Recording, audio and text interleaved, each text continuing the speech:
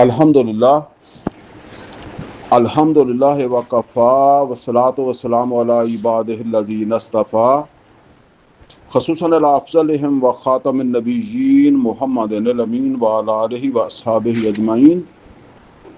اعوذ باللہ من الشیطان الرجیم. بسم اللہ الرحمن الرحیم.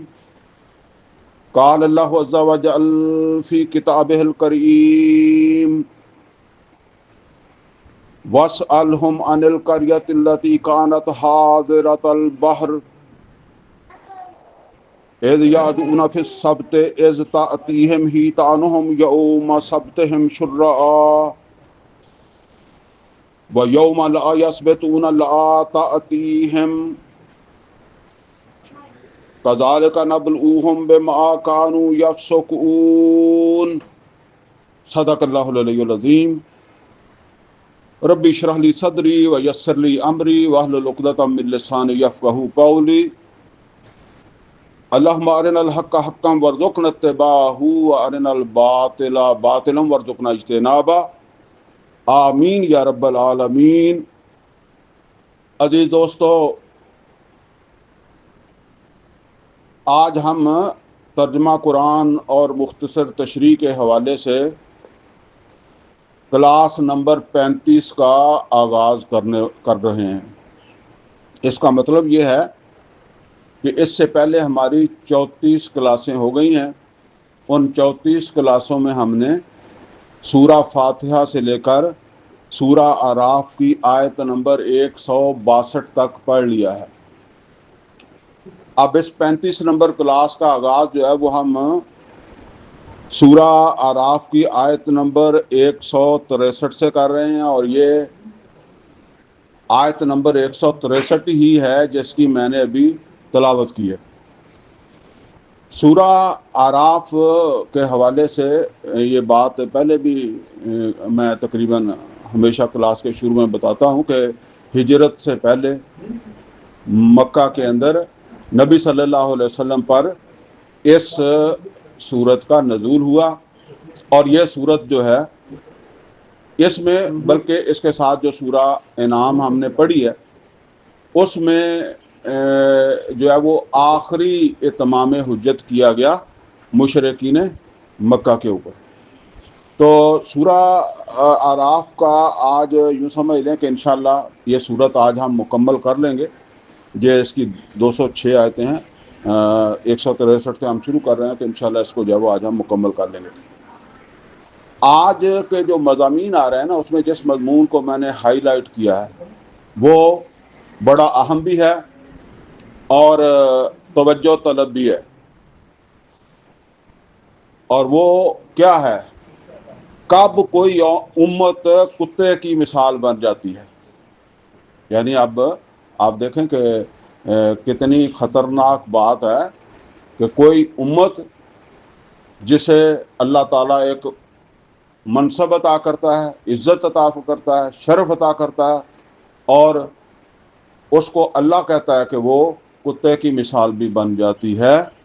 اور اسی کو میں نے جو ہے نا وہ اس میں جو ہائی لائٹ کیا ہے. اور پہلے تو خیر ایک بڑا اور واقعہ آ رہا ہے، اور اس واقعے کو عام طور پر ہم اس طرح سمجھتے ہیں اصحاب سبت. یہ اصحاب سبت کا واقعہ کیا ہے، میں اس کو جو ہے وہ مختصراً جو ہے وہ آپ کو جو ہے وہ پہلے بتا دوں تاکہ پھر ترجمے سے یہ بات واضح ہو جائے. لیکن اس میں بہت اہم باتیں ہیں.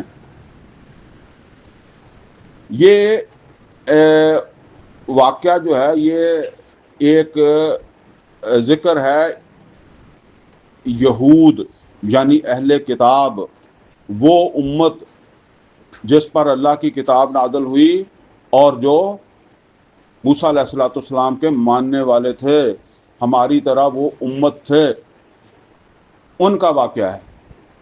اور یہ واقعات جب قرآن میں نازل ہو رہے ہیں تو کیوں نازل ہو رہے ہیں؟ قرآن میں تو ہمیں سمجھانے کے لیے نازل ہو رہے ہیں. یہ نوٹ کریں، قرآن میں یہ ہمیں سمجھانے کے لیے نوٹ کیے جا رہے ہیں تاکہ ہم جو ہے وہ احتیاط برتیں. محتاط ہوں اس حوالے سے.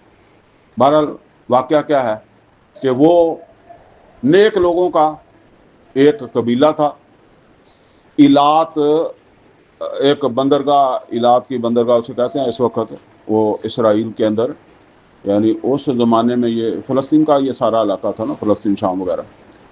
تو اس کے کنارے پر یا اس کے دائیں بائیں کہیں آباد تھا وہ قبیلہ بنی اسرائیل کا. بڑے نیک لوگ تھے. اور جب میں کہہ رہا ہوں بڑے نیک سے مراد کبھی ایسا نہیں ہوتا کہ سب لوگ ایک جیسے ہوں. کچھ لوگ بہت اونچے درجے کے ہوتے ہیں، کچھ درمیانی درجے کے ہوتے ہیں، کچھ ماحول کے اندر جو ہے نا وہ نیک بنے ہوئے ہوتے ہیں. یہ آپ ہمیشہ سے دیکھیں گے کسی جگہ بھی جو ہے وہ کچھ لوگ ہوتے ہیں جو نظریاتی ہوتے ہیں، سوچ سمجھ کر تقویٰ ان کے اندر ہوگا. کچھ لوگ ذرا درمیانے سے ہوں گے، اور کچھ لوگ پھر وہ چونکہ ماحول ایسا بنا ہوا ہے نا تو اس میں پھر وہ بھی ماحول کے ساتھ چل رہے ہوتے ہیں. بہرحال یہ قبیلہ جو تھا اس کو اللہ تعالیٰ نے ایک آزمائش میں ڈالا. وہ آزمائش کیا تھی؟ اللہ تعالیٰ نے ان کے لیے ایک دن مقرر کیا تھا، ہفتے کا دن. ویسے یہود کے لیے بھی پہلے جمعے کا دن ہی تھا، لیکن پھر چونکہ اس وقت پیغمبر آ رہے تھے تو کسی پیغمبر سے انہوں نے درخواست کی کہ ہمیں یہ سوٹ نہیں کرتا، ہمیں ہفتے کا دن سوٹ کرتا ہے. تو اللہ تعالیٰ کی طرف سے پھر وہ ہفتے کا دن ان کو دے دیا گیا. یہ نوٹ کریں کہ جمعے کا دن اصل میں کیا ہے. ہم بھی اس کی اہمیت کو نہیں سمجھتے. نبی کریم صلی اللہ علیہ وسلم جس مقصد کے لیے تشریف لائے تھے اس کے لیے لوگوں کی تربیت کی ضرورت تھی. تو سورہ جمعہ جو ہے اس میں اس تربیتی پروگرام کا حوالہ دیا گیا، اور میں نے کئی دفعہ اس کا بیان بھی کیا ہے. سورہ جمعہ کی آیت نمبر 2 میں وہ کیا ہے؟ هو الذی بعث فی الامیین رسولا منہم. وہ اللہ ہے جس نے امیوں کے اندر جو ہے وہ رسول اٹھایا، اور وہ رسول کیا کرتا ہے؟ یتلو علیہم آیاتہ، ان کے سامنے اللہ کی آیات پڑھتا ہے. وَيُزَكِّيهِمْ، اور ان کا تزکیہ کرتا ہے، ان کی صفائی ستھرائی، ان سے آلودگی کو دور کرتا ہے. وَيُعَلِّمُهُمُ الْكِتَابَ، اور ان کو کتاب کی تعلیم بھی دیتا ہے. وَالْحِکْمَةَ، اور اس کتاب میں جو حکمت ہے اس کی تعلیم بھی دیتا ہے. وَإِن كَانُوا مِن قَبْلُ لَفِي ضَلَالٍ مُبِينٍ. یہ سورہ جمعہ کی آیت پڑھ رہا ہوں. اس سے پہلے وہ کھلی گمراہی میں تھے. وہ کھلی گمراہی اس منصوبے یا اس پروگرام کے اوپر عمل کے نتیجے میں جو ہے نا وہ کھلی گمراہی دور ہوئی اور ہدایت نصیب ہوئی، تزکیہ ہوا، اور قرآن کی تعلیم اور حکمت جو ہے اس سے وہ متعارف ہوئے. اور اس میں اور پروگراموں کے علاوہ خاص پروگرام جمعے کے دن ہوتا تھا، اور وہ تھی جمعے کی نماز. صحابی کہتے ہیں کہ نبی صلی اللہ علیہ کانا لنبی خطبتان، نبی صلی اللہ علیہ وسلم کے 2 خطبے ہوتے تھے. یجلس بینہما، ان دونوں خطبوں کے درمیان بیٹھا کرتے تھے. اور خطبہ، خطاب، تقریر، یہ اصل میں تقریریں ہیں. عربی میں خطبہ کہتے ہیں. تقریر کس لیے کرتے ہیں؟ دینی مذہبی تقریر کس لیے ہوتی ہے؟ لوگوں کو ایجوکیٹ کرنے کے لیے نا. تو وہ کہتے ہیں کہ نبی صلی اللہ علیہ وسلم کیسے لوگوں کا تزکیہ کرتے تھے، کیسے لوگوں کو یہ قرآن کی تعلیم اور حکمت سے روشناس کراتے تھے، کیسے لوگوں کو یہ قرآن جو ہے وہ پہنچاتے تھے. تو اور بھی طریقے تھے، لیکن انہوں نے سب میں سے مؤثر یہ جمعے کا تھا. اور اس کے لیے فرمایا کہ نبی صلی اللہ علیہ وسلم کیسے پہنچاتے تھے؟ یقرأ القرآن و یذکر الناس. یقرأ القرآن و یذکر الناس. پھر سن لیں، یقرأ القرآن و یذکر الناس. لوگ بیٹھے ہوتے تھے تو قرآن پڑھ کے جو ہے وہ لوگوں کو تذکیر کرتے تھے، نصیحت کرتے تھے. یہ اسی لیے دیکھیں اتنی پابندی کی کرائی گئی ہے کہ نبی صلی اللہ علیہ وسلم فرمایا جو شخص جمعہ نہیں پڑھتا نا تو میرا دل کرتا ہے کہ میں اس کو میں مسلح سے پر کسی اور کو کھڑا کروں اور جا کر اس کو اس کے گھر کو آگ لگا دوں اور اسے گھر کے اندر ہی جلا دوں.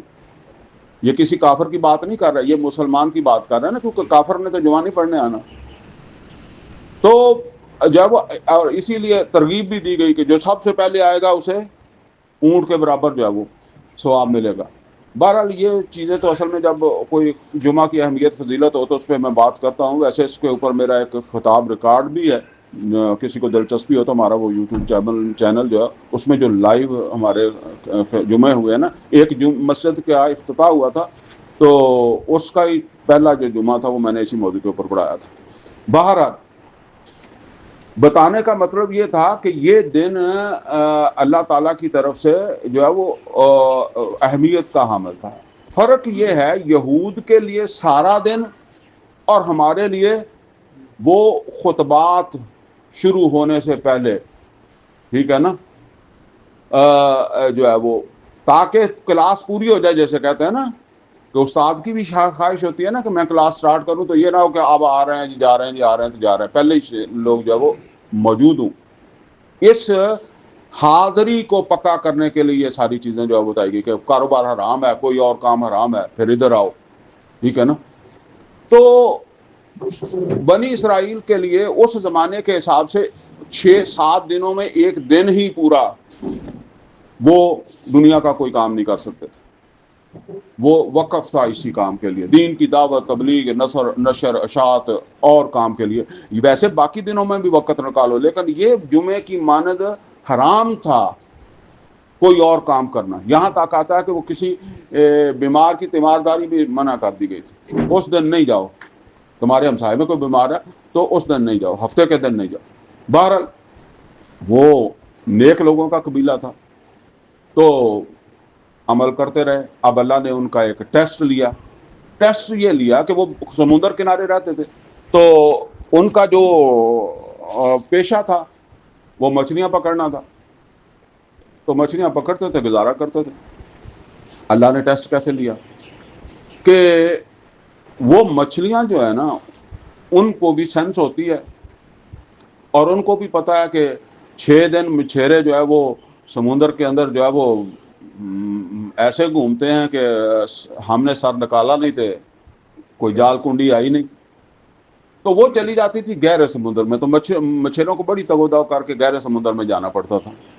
اچھا 7واں دن فارغ ہوتا تھا تو 7ویں دن وہ مچھلیاں جو ہیں ان کو بس اندازہ ہو جاتا ہے, جانوروں کو بھی اندازہ ہو جاتا ہے کہ آج چھٹی کا دن ہے, آج وہ اپنی مسجد میں ہوں گے, اپنے کسی عبادت خانے میں ہوں گے, تبلیغ میں لگے ہوئے ہوں گے, آج کنارے پر آ جاؤ. مچھلی خوش ہوتی ہے. کبھی کبھی آپ نے ٹی وی وغیرہ پہ دیکھا ہوگا, جب وہ بہت خوش ہوتی ہے تو ایسے پانی میں چھلانگیں لگاتی ہے, کئی دفعہ چھلانگ لگا کے خشکی کے اوپر بھی آ جاتی ہے, پھر تڑپتی ہے, وہ کھیلتی ہے.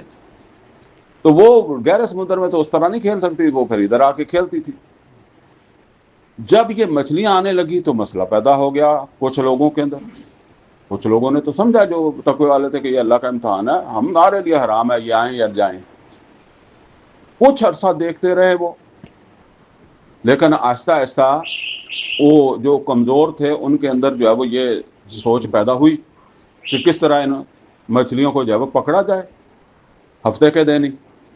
اور یہ بات سمجھ لیں, دیندار جو ہوتا ہے, مذہبی آدمی جو ہوتا ہے, وہ ڈائریکٹ نافرمانی کبھی نہیں کرتا, وہ تعویل کر کے انڈائریکٹ حلالہ کر کے جو ہے نا وہ اس کو حلال کرتا ہے.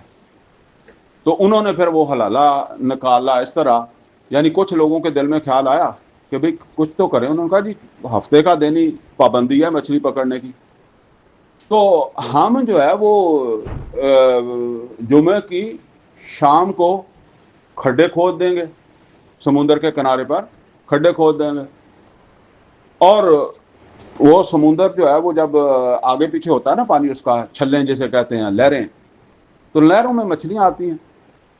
اچھا جب وہ لہر جو ہے وہ کھڈے کے اوپر سے گزرے گی تو مچھلی, چونکہ مچھلی بڑی چیز ہے, بھاری چیز ہے, وہ پھر گر جاتی ہے کھڈے میں. پانی تو اوپر سے, کھڈا پانی سے بھر جائے گا, پانی آگے پیچھے ہو جائے گا, مچھلی وہیں رہ جائے گی. جیسے کبھی آپ نے دیکھا ہو نہر خشک ہو جائے تو جہاں کہیں کھڈا ہو تو وہاں مچھلی پھنس جاتی ہے. اچھا سارا دن اسی طریقے سے لہریں آتی جاتی رہیں گی تو مچھلیاں کھڈے میں پھنستی رہیں گی. تو ہم جا کر اتوار کے روز نکال لیں گے اپنے اپنے کھڈے سے, ٹھیک ہے نا. ہفتے کو ہی نہیں نکالنی نا, ہفتے کا دن تو پابندی ہے, اتوار کو جا کے نکال لیں گے تو حلالہ ہو گیا. اچھا اب مسئلہ یہ تھا کہ کبھی آپ نے دیکھا کہ شکاری جال لگا کر گھر چلا جائے, کنڈی لگا کر گھر چلا جائے؟ ایسا نہیں ہوتا. وہ اگر مذہبی آدمی ہوگا تو تسبیح ہاتھ میں پڑی ہوگی اور پکڑی ہوئی ہوگی, اور جال سے تھوڑا دور بیٹھ کر جاؤ تسبیح کر رہا ہوگا. اللہ اللہ بھی اپنی جگہ کر رہا ہوگا, لیکن آنکھ نظر کس پر رکھی ہوئی ہوگی؟ اپنے جال پر, ٹھیک ہے نا. یہ بھی پتہ چلے کتنی مچھلیاں آ گئی ہیں. تو وہ پھر جو کھڈے کھودتے تھے وہ اللہ کو یاد بھی وہیں دائیں بائیں پھیر کر جو ہے وہ کرتے تھے. تو وہ جو اصل مقصد تھا کہ دین کی دعوت نشر و اشاعت, وہ مقصد فوت ہو گیا. ٹھیک ہے. اچھا جب آغاز کیا کچھ لوگوں نے اور دوسرے لوگوں نے کہا غلط ہے غلط ہے, ایسا نہیں کرنا. اب جنہوں نے آغاز کیا انہوں نے بھی ڈرتے ڈرتے ہی کیا. پہلے جب آدمی غلطی کرتا ہے, غلط کام بھی کرتا ہے نا, بے شک ہی کر لے, ڈرتا ہی ہے کہیں کوئی آفت نہ آ جائے, مصیبت نہ آ جائے. اچھا کوئی مہینہ 2 مہینے سال گزر, جس طرح جیسے جیسے وقت گزر رہا تھا, تو جب چور پہلی دفعہ چوری کرے تو ڈرتا ہے, دوسری دفعہ اور جری ہو جاتا ہے, تیسری دفعہ اور جری ہوتا ہے, آہستہ آہستہ وہ ماہر ہو جاتا ہے.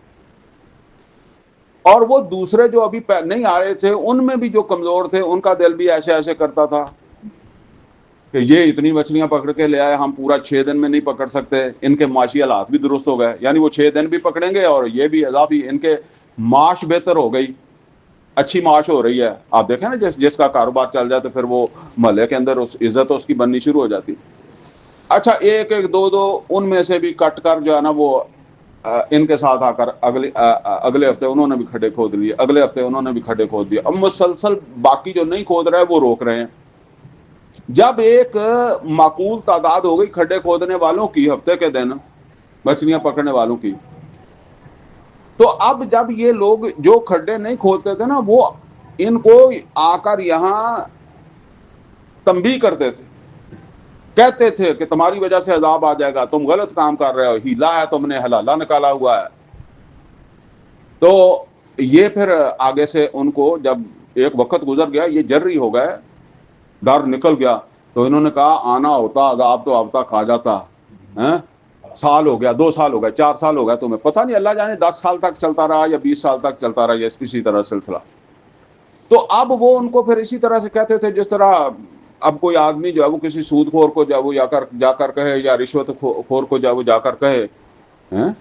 اب کسی آپ سمجھیں نا کہ ناپ تول میں کمی کرنے والا ہے, تو آپ اس کو جا کر کہیں کہ بھئی شعیب علیہ الصلوۃ والسلام کی قوم پر عذاب آ گیا تھا, تو عذاب تمہارے اس عمل کی وجہ سے نہ آ جائے.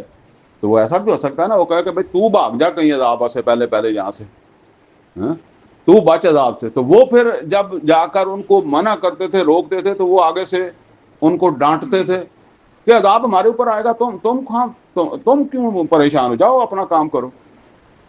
اچھا جب یہ بے عزتی ہوتی تھی تو اس سے ایک ری ایکشن وہ مچھلیاں نہ پکڑنے والوں میں کچھ لوگوں کے اندر پیدا ہونا شروع ہو گیا. وہ کیا پیدا ہونا شروع ہو گیا کہ یار ہمیں ان کو سمجھانے کی کیا ضرورت ہے, ہمیں 4 سال ہو گئے, 5 سال ہو گئے, جب سے وہ پکڑ رہے ہیں روکنے والے روک رہے ہیں, منع تو ہوتے نہیں, ٹھیک ہے نا. لہٰذا ان کو منع کرنے کی کیا ضرورت ہے, اپنا کوئی دعوت و تبلیغ کا کام کر لو, کوئی قرآن پڑھ لو, آج کے حساب سے میں کہتا ہوں تورات پڑھ لو, کوئی اور نیکی کا کام کر لو, نفل اضافی پڑھ لو. اچھا تو کچھ لوگ جو ہے وہ پھر اب یہ تیسری سوچ کے آ گئے, یعنی ایک وہ مچھلیاں پکڑنے والے اور جو روکنے والے تھے ان میں سے ایک سوچ کے یہ لوگ جو ہے وہ آ گئے کہ جی روکنے کی کوئی ضرورت نہیں ہے, یہ رکنا ہوتا ہے, رکنے والے ہی نہیں ہیں, ٹھیک ہے نا, فائدہ نہیں ہے, وقت کا ضیاع ہے. اور وہ جو جاتے تھے ان کو بھی آگے سے کہتے تھے, وہ پھر کہتے ہوں گے نا اپنے محلے میں کہ بھئی چلو آج وہ گئے ہوئے ہیں وہاں, تو ہم جا کر ان کو وہاں واعظ نصیحت کرتے ہیں, ہمارے رشتہ دار ہیں, ہمارے گاؤں کے لوگ ہیں, زیادہ حق رکھتے ہیں. تو اب کچھ لوگ جو تھے وہ انہوں نے اپنی جگہ مچھلیاں نہیں پکڑی, لیکن جو ہے وہ منع کرنا بھی بند کر دیا. ان کو مچھلیاں پکڑنے والوں کو منع کرنا بھی بند کر دیا. یعنی یہ ہے نہی عن المنکر، منکر سے روکنا بھی انہوں نے بند کر دیا. اب یہ کرتے کرتے 3 حصے بن گئے. ایک مچھلیاں پکڑنے والا، ایک وہ جو پکڑتا بھی نہیں تھا اور برابر ان کو نہی عن المنکر بھی کرتا تھا، روکتا بھی تھا، اور تیسرا وہ جو پکڑتا نہیں تھا لیکن روکتا بھی نہیں تھا. خود نہیں پکڑتا تھا، خود اس میں شامل نہیں تھا، لیکن جو ہے وہ روکتا بھی نہیں تھا.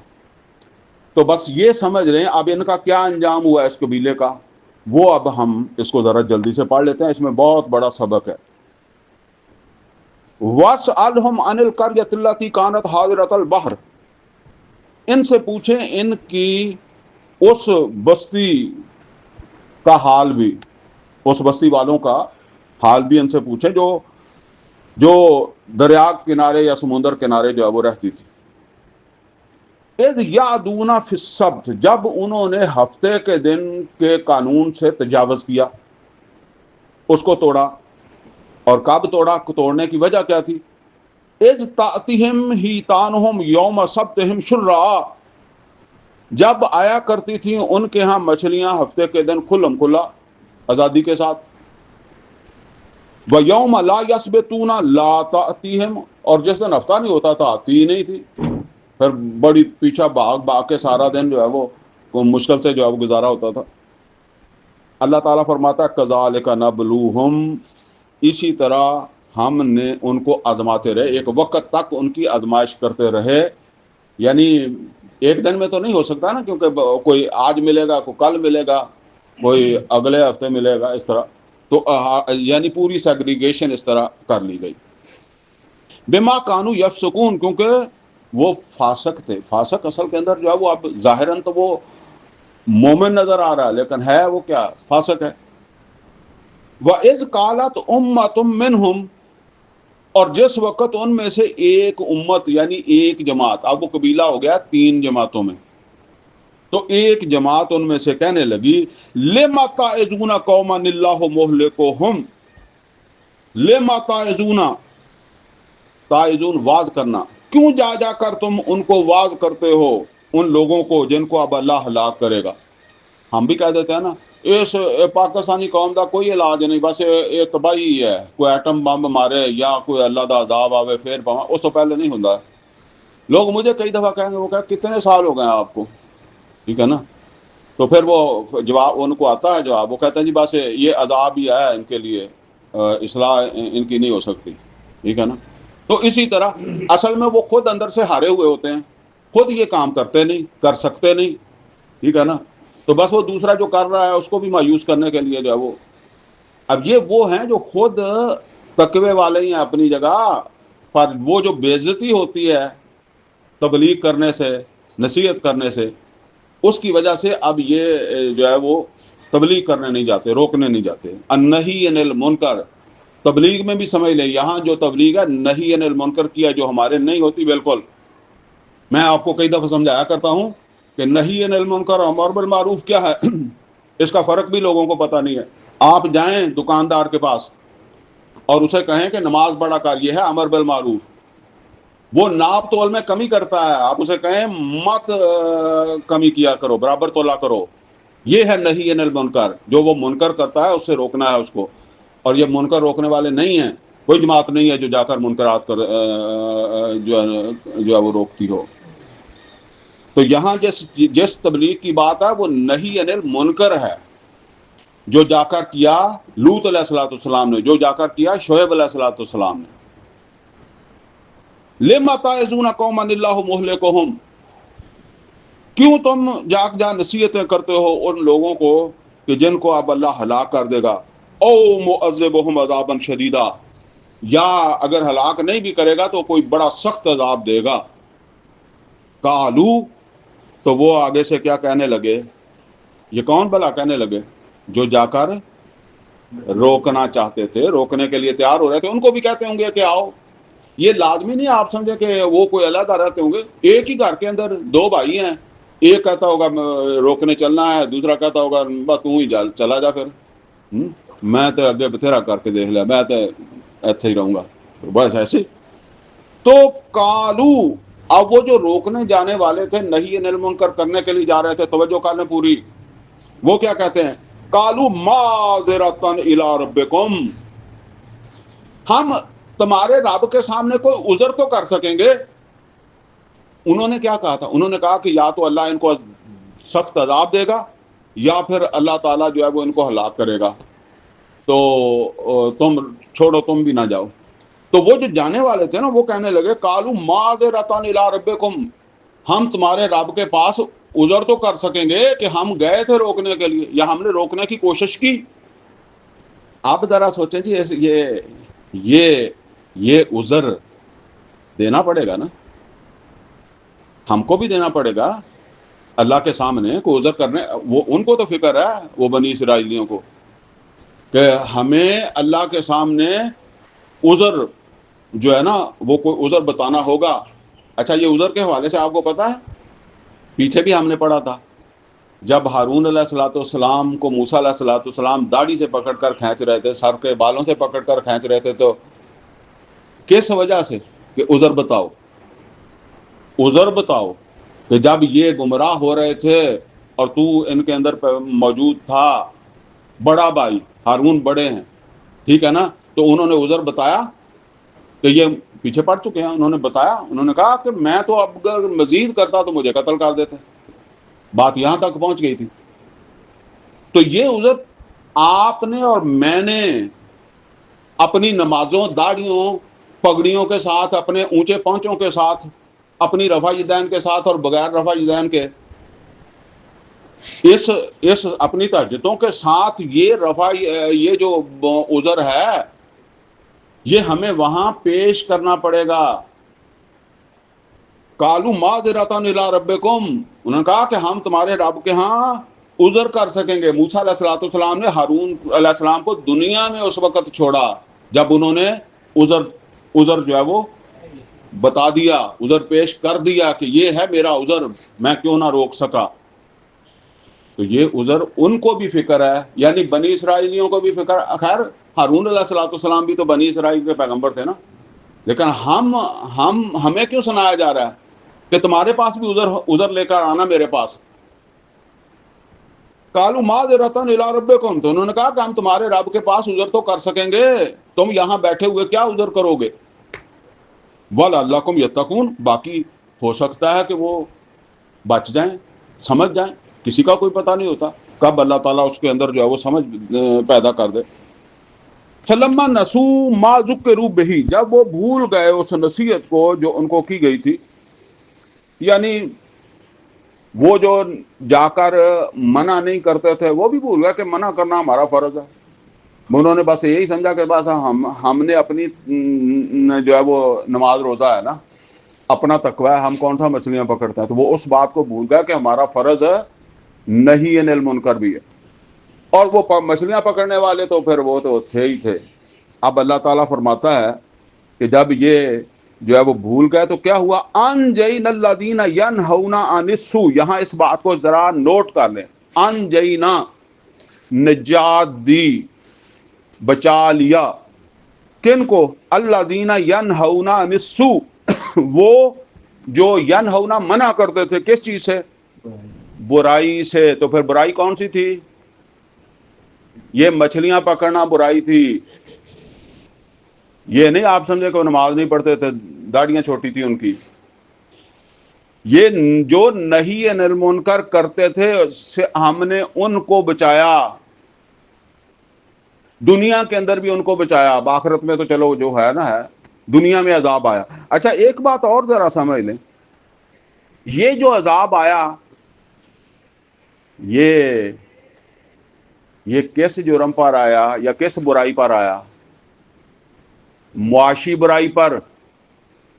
کبھی آپ نے سوچا کہ معاشی برائی پر بھی عذاب آتے ہیں؟ شعیب علیہ الصلوۃ والسلام پر جو عذاب آیا وہ کس برائی پر آیا؟ معاشی برائی پر. تو جب ہمارے سود چلتا ہے، رشوت چلتی ہے، ملاوٹ ہوتی ہے، تو کیا یہاں یہ قوم عذاب کی حقدار نہیں ہے؟ یہ ان کا گناہ نہیں ہے کہ وہ نماز نہیں پڑھتے تھے، وہ تسبیح نہیں کرتے تھے، ذکر نہیں کرتے تھے، تہجد نہیں پڑھتے، یہ تو بحث ہی نہیں ہے۔ ہمارے جو اکثر نمازی جو ہیں ان کا رزق حلال نہیں ہوتا، چیک کر لیں، کاروباری ہوں، نوکری کرنے والے ہوں، نوکری کریں گے ایمانداری سے نہیں کریں گے، مزدور مزدوری نہیں کرتا ایمانداری سے۔ ڈاکٹر صاحب کہا کرتے تھے کہ آج کے دور میں سب سے بڑا مشکل کام حلال کھانا ہے۔ بڑے بڑے حاجی، بڑے بڑے نمازی، بڑے بڑے جو وہ جماعتوں والے اور بڑے بڑے جہاد کرنے والے، ان کو مطمئن کیا ہوتا ہے شیطان نے اسی طرح سے کہ تم جہاد کر رہے ہو نا، تو تم یہ کر رہے ہو، وہ کر رہے ہو، کھا جاؤ اس میں سے جتنا ملتا ہے، ٹھیک ہے نا۔ اور آپ کو پتا ہے کہ سب سے زیادہ تو باقی تو کسی جگہ کوئی چیک اینڈ بیلنس ہوگا، یہ دینی جماعتوں کا کوئی چیک اینڈ بیلنس نہیں، نہ ان کا کوئی حساب کتاب ہے، نہ کوئی جہاد کرنے والوں کا حساب کتاب ہے، ٹھیک ہے۔ اور اس میں ہر مسلک والے نے بہت کھایا، پیچھے جو جہاد ہوتے رہے نا، اب نام بھی نہیں لیتے، تو بہت مال کھایا انہوں نے، بس اسی لیے کہ ہم جہاد کر رہے ہیں نا، تو اگر کھا رہے ہیں تو یہ تو پھر ہمارا حق بھی بنتا ہے اس میں سے۔ تو یہ سمجھ لیں جی، یہ حلال کھا حرام کھا کے تمہاری عبادتیں اور تمہارے تقوی اور تمہارے یہ جھگڑے کہ میں رفع جان کرتا ہوں، تمہارے یہ جھگڑے کہ میں نہیں کرتا، یہ کسی کام کے نہیں ہیں۔ تو فرمایا کہ انجین الذین ینہون عن السوء وَأَخَذْنَا الَّذِينَ ظَلَمُوا بِعَذَابٍ بَئِيسٍ، اور پکڑ لیا ہم نے ان لوگوں کو جنہوں نے ظلم کیا تھا ایک جو ہے وہ بہت برے عذاب میں، بما کانوا یفسقون، کیونکہ وہ فاسق تھے۔ اچھا جی، یہ بعض لوگ یہاں کہتے ہیں جی یہاں ذکر آ گیا کہ ایک کو ہم نے بچا لیا اور دوسرے کو اوپر ہم نے عذاب بھیج دیا، بہت برے عذاب میں مبتلا کر دیا، تو وہ کہتے ہیں کہ جی وہ تیسرا گروہ جو تھا نا اس کا اللہ نے ذکر نہیں کیا ہے۔ پہلی بات یہ سمجھ لیں کہ میں جو ہے نا وہ آپ کو سورہ مائدہ کی ایک آیت سناتا ہوں۔ سورہ مائدہ کی ایک آیت ہے جس میں اللہ تعالیٰ نے فرمایا یا ایھا الذین آمنوا علیکم انفسکم، لوگو، آیت نمبر 105 ہے سورہ مائدہ کی، تمہارے اوپر تمہاری اپنی ذمہ داری ہے، لا یضرکم من ضل اذا اہتدیتم، تمہیں نقصان نہ دے سکے گا گمراہ ہونے والا اگر تم ہدایت پر ہو۔ یہ آپ دیکھیں صحابہ کے دور میں ابو بکر صدیق رضی اللہ تعالیٰ عنہ خلیفہ ہیں، تو بعض لوگوں نے اس آیت کو بنیاد بنا کر یہ بات کرنی شروع کر دی کہ جی بس اگر تم خود ہدایت پر ہو تو دوسرا گمراہ جو ہے اس کی گمراہی تمہیں کوئی نقصان نہیں پہنچا سکتی۔ ابو بکر صدیق رضی اللہ تعالیٰ عنہ نے باقاعدہ صحابہ کو جمع کیا، تقریر کی، انہوں نے کہا میں سن رہا ہوں کہ کچھ لوگ اس کا غلط مقصد بتا رہے ہیں، اس کا غلط مطلب بتا رہے ہیں، اور یہ نہی عن المنکر جو ہے اس کو اپنی حیثیت کے مطابق، اپنی وسعت کے مطابق کرنا فرض ہے۔ تو وہ بھی مجرم تھے، انہوں نے وہ نہی عن المنکر نہیں کیا تھا۔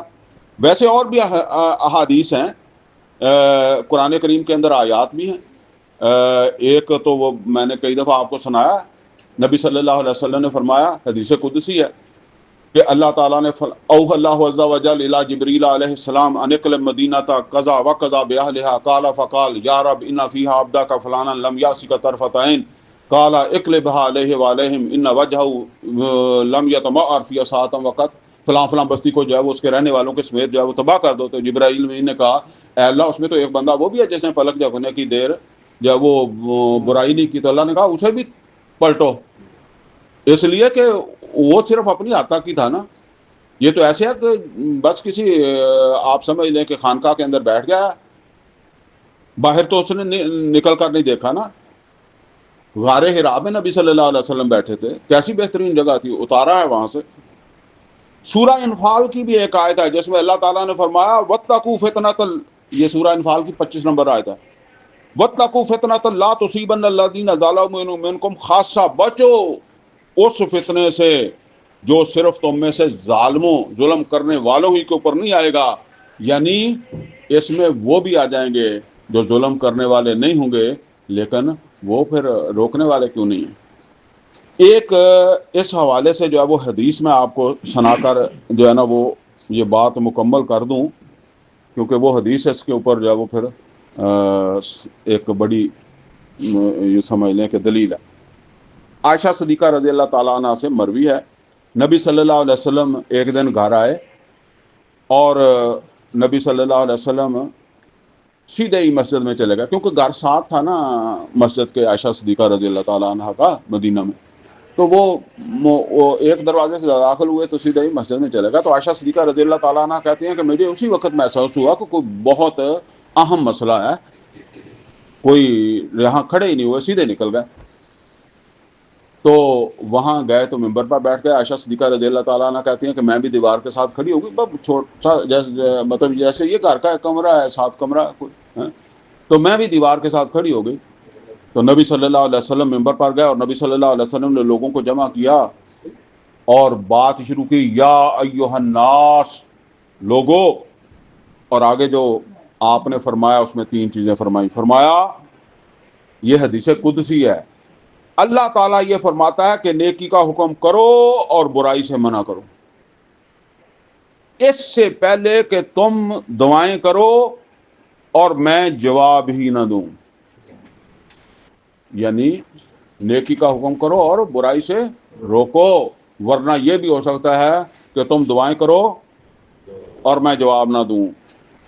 اور فرمایا اس سے پہلے کہ تم مجھ سے مانگو اور میں عطا نہ کروں، یعنی وہ کام کرو، ورنہ ایسا بھی ہو سکتا ہے کہ تم مجھ سے مانگو اور میں تمہیں عطا نہ کروں۔ اور اسی طریقے سے جو ہے وہ فرمایا کہ تم مجھ سے جو ہے وہ دعائیں کرو اور میں تمہاری دعائیں قبول نہ کروں، تم مجھ سے مدد مانگو اور میں تمہاری مدد نہ کروں۔ تو یہ اہمیت ہے نہی عن المنکر کی، برائیوں کو روکنے کی۔ نرا یہ نہیں ہے کہ میں ہی اپنے آپ کو ہی میں نے جو ہے وہ سنوار لیا ہے۔ بہرحال جو ہے وہ یہ درست بات یہی ہے کہ صرف ایک ہی بچا تھا گروہ، اور وہ تھا جو جا کر برائی کو روکتا تھا۔ اور اس میں ایک بات ہے، اگر بالفرض عذاب دنیا میں بھی آتا ہے تو بچیں گے کون لوگ؟ گنجائش کن کی ہے؟ جو برائی سے روکتے تھے، ٹھیک ہے نا۔ آخرت میں تو ہے ہی، لیکن یہاں دنیا میں بھی بچت، یہ کم از کم پتہ چل گیا کہ دنیا میں اللہ نے بچایا تھا ان کو جو نہی عن المنکر کرتے تھے۔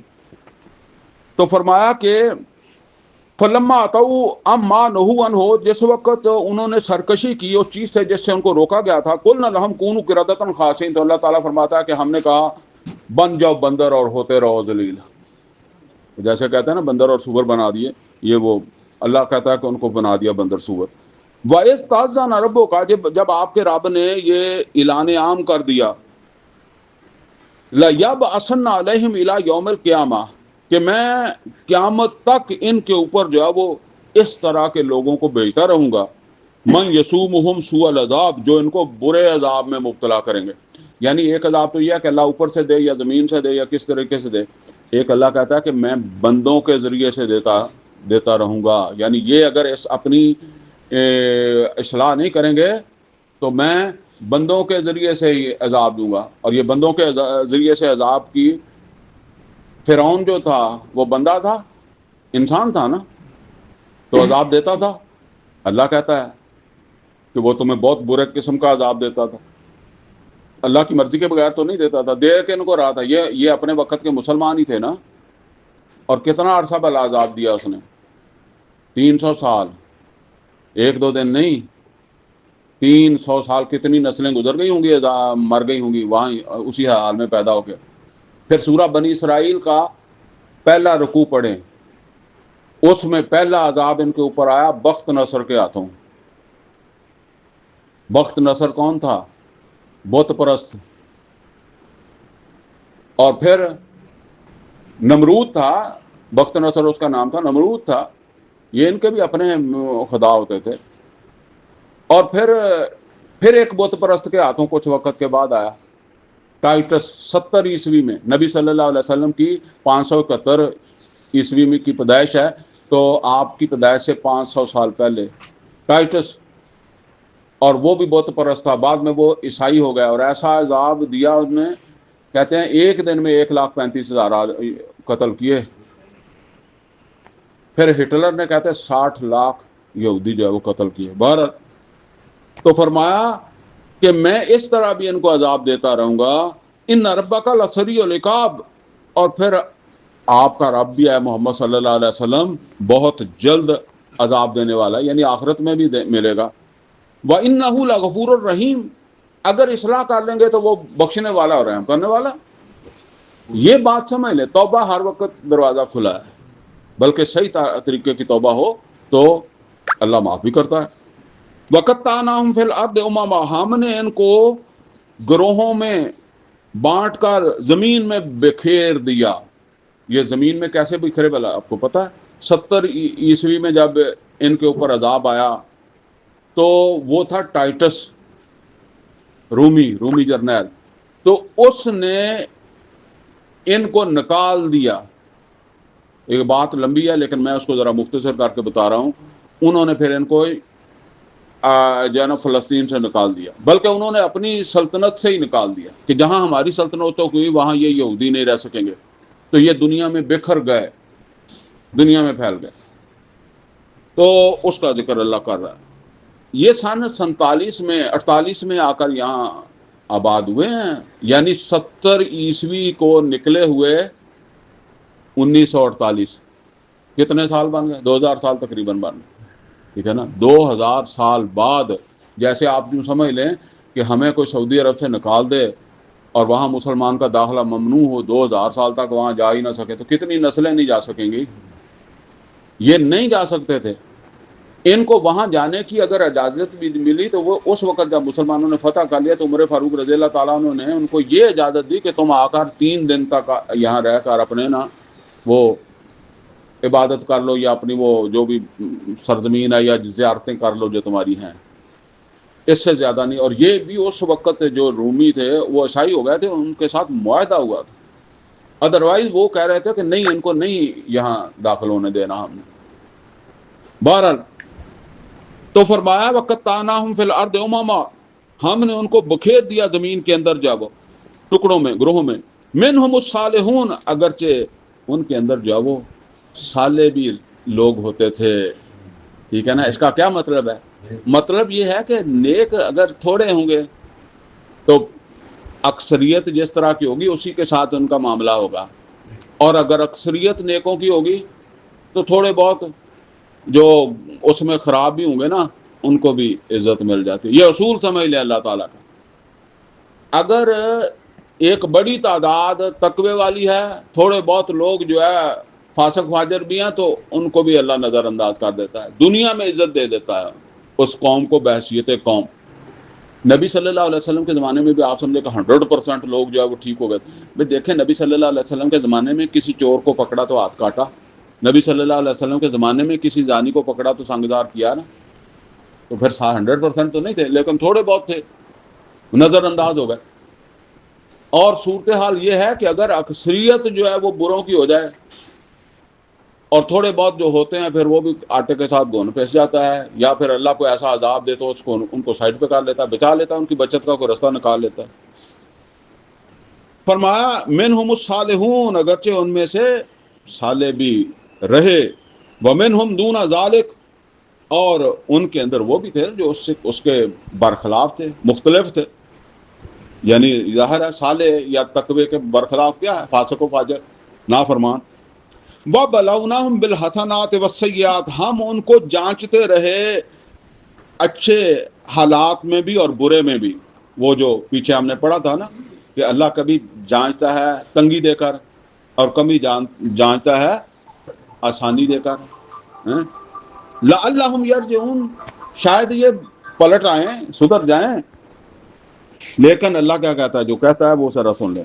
فَخَلَفَ مِن بَعْدِهِمْ خَلْفٌ وَارِثُوا الْکِتَابَ، خلف کہتے ہیں پیچھے کو، لیکن ایک کے پیچھے جو دوسرا کتاب کا وارث آیا، کتاب کو جو وارث ملا. کون ملتے تھے کتاب کو وارث؟ اس قرآن کو وارث محمد رسول اللہ صلی اللہ علیہ وسلم کو صحابہ کرام ہے. کرتے کرتے آج اس کے وارث کون ہیں؟ ہم ہیں.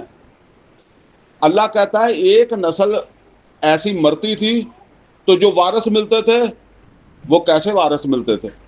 یاخذون عرض ھذا الادنی، وہ یہ دنیا کے مال و اسباب کی طلب رکھنے والے، یعنی جیسے کہتے ہیں کہ جیسے نسل بدلی، اگلی اس سے بری آ گئی، اگلی اس سے بری آ گئی۔ یا خذون عرض ھذا الادنی، یہ دنیا پسند کرنے والے، دنیا چاہنے والے، وَيَقُولُونَ سَيُغْفَرُ لَنَا، اور کہتے کیا تھے، ذرا نوٹ کریں، ہم بھی ایسا کہتے ہیں، کہتے تھے یقولون سیغفر لنا، وہ کہتے تھے بخشش ہو جائے گی، یعنی جب ان کو کوئی دھیان کرواتا تھا، کوئی توجہ کرواتا تھا کہ اپنے کام دیکھو، وہ کیا کہتے تھے، یغفر لنا، بخشش ہو جائے گی۔ ہمارے کیا کہتے ہیں، اللہ غفور الرحیم ہے، بخش دے گا۔ میں نے تو یہ بھی کہتے ہوئے سنا ہے کہ اگر اللہ نے ہمیں جنت نہیں دینی تو گھوڑے باندھنے ہیں، پھر جنت کس کو دینی ہے اس نے؟ جب ہم اپنے ماحول کو دیکھتے ہیں تو ہم کہتے ہیں یار یہاں تو کوئی بھی جنت کا حقدار نہیں ہے، پھر جنت میں کس نے جانا؟ ہم جب اپنے دائیں بائیں دیکھتے ہیں، اپنے آپ کو دیکھتے ہیں، ہم کہتے ہیں اتنے تو کوئی جاندار لگتا نہیں، جنت کس کام دی ہے پھر؟ ٹھیک ہے نا؟ تو پھر وہ یہ بھی سوچتا ہے پھر اداں دے واڑے گا اللہ۔ تو وہ ہم کہتے ہیں وہ ہم سے کہیں زیادہ ان باتوں کو، لن تمسن النار الا ایاما معدودا، ہمیں آگ چھو نہیں سکتی گنتی کے چند دنوں سے زیادہ، نحن ابناء اللہ واحباؤ، ہم اللہ تعالیٰ کے بیٹوں کے مانند ہیں، وہ ہم سے محبت کرتا ہے۔ کوئی باپ اپنے بیٹے کو تندور میں ڈالے گا؟ اللہ کیوں ڈالے گا؟ ہم تو تھوڑا ہی کہتے ہیں، ٹھیک ہے؟ تو یقولون یغفر لنا، تو پھر وہ کہتے تھے مغفرت ہو جانی، سبدی ہو جانی۔ وَإِن يَأْتِهِمْ أَرْضٌ مِثْلُهُ، اور اگر انہیں دنیا اتنی اور بھی مل جائے، یأخذوہ، اسے بھی لے لیں گے۔ اب تو بڑا آسان ہو گیا کہ بینک میں جمع کرا دو، سنبھالنے کا پریشانی ختم۔ ان کو تو سنبھالنی پڑتی تھی نا، بینک نہیں ہوتے تھے۔ تو اللہ تعالیٰ نے فرمایا دنیا اتنی ہو جائے اور بھی مل جائے تو وہ بھی لے لیں گے۔ الم یؤخذ علیہم میثاق الکتاب، کیا ان سے عہد نہیں لیا گیا تھا کتاب پر، تورات پر؟ اللہ یقولوا علی اللہ الا الحق، کہ دیکھو اللہ تعالیٰ کا نام لے کر حق کے سوا کچھ نہیں کہنا۔ وَدَرَسُوا مَا فِيهِ، اور وہ پڑھ چکے تھے جو اس کتاب میں تھا، جانتے بوجھتے۔ میں کئی دفعہ آپ سے کہتا ہوں جو رشوت لیتا ہے اسے پتا نہیں کہ الراشی والمرتشی کلاہما فی النار جہنم، تو پھر جہنم کو کچھ نہیں سمجھتا، یا اللہ کو کچھ نہیں سمجھتا، یا اس کا اپنا ایمان نہیں ہے، کچھ نہ کچھ تو ہے، ٹھیک ہے نا؟ تو پڑھا لیا ہوا تھا، سود کا کس کو نہیں پتا؟ وَلَلدَّارُ الْآخِرَةُ خَيْرٌ لِلَّذِينَ يَتَّقُونَ، کہ یہ انہوں نے پڑھا ہوا تھا کہ آخرت کا گھر تقوی والوں کے لیے ہے۔ جیسے ہم نے پڑھتے سنتے تو ہیں آخرت تقوی والوں کے لیے، پر ہم تقوی والا بننے کے لیے تیار نہیں ہے۔ تقوی کے لیے اپنے عزیز و اقارب کے حقوق دینے پڑیں گے، ٹھیک ہے؟ دکاندار کو گاہک کا حق دینا پڑے گا، مزدور کو مل مالک کا حق دینا پڑے گا، بہن بیٹی کا حق دینا پڑے گا، حلال کھانا پڑے گا، سچ بولنا پڑے گا۔ تو یہ کرنے کے لیے تیار نہیں ہے۔ اللہ کہتا ہے جانتے بوجھتے کرتے تھے۔ افلا تعقلون، تو کیا تم سمجھ نہیں رکھتے تھے، عقل نہیں رکھتے تھے؟ اب جی اس حوالے سے آخری آیت ہے، بہت اہم ہے، توجہ کر لیں تو اگلی بات سمجھ آ جائے گی۔ فرمایا اگلی بات سے مراد اب ہمارے سامنے کیا منظر ہے، والذین یمسکون بالکتاب، بالکتاب، بالکتاب، 3 دفعہ میں نے کیوں کہا؟ تاکہ آپ کو واضح ہو جائے کتاب۔ تو جب کتاب کا وہاں مراد تورات تھی تو یہاں کیا ہے؟ یہاں قرآن ہے۔ یمسکون، امسک، پکڑنے کو عربی کہتے ہیں امسک، پکڑو، ٹھیک ہے نا؟ یمسکون، پکڑ لینا کتاب کو مضبوطی کے ساتھ۔ الذین یمسکون بالکتاب، وہ جو کتاب کو مضبوطی سے پکڑیں گے۔ جب ہم کہیں گے تو کتاب قرآن، وہ لوگ جو قرآن کو مضبوطی سے پکڑیں گے، وَأَقَامَ الصَّلَاةَ، اور نماز قائم کریں گے۔ یہ نوٹ کر لیں، ویسے نماز جو ہے نا وہ عملی جدوجہد کا آغاز ہے، لیکن نماز کا اس کتاب کے ساتھ کیا تعلق ہے؟ نماز کتاب یاد رکھواتی ہے۔ آپ دن میں 5، یہ بدقسمتی ہماری یہ ہے کہ ہم نے 5 نمازیں قل ہو اللہ کے ساتھ پڑھنی ہے، اس لیے ہمیں کیا یاد کرانا؟ جب آپ کو قرآن یاد ہو اور آپ دن میں 5 نمازیں پڑھیں تو قرآن کے مختلف حصے پڑھیں گے، تو اب کتنا سبق آپ نے آج پڑھ لیا، ٹھیک ہے نا، غور کریں. تو یہ نماز کے ذریعے سے قرآن کو یاد رکھنا ہے، تہجد میں بھی اسی لیے قرآن کا پڑھنا ہے.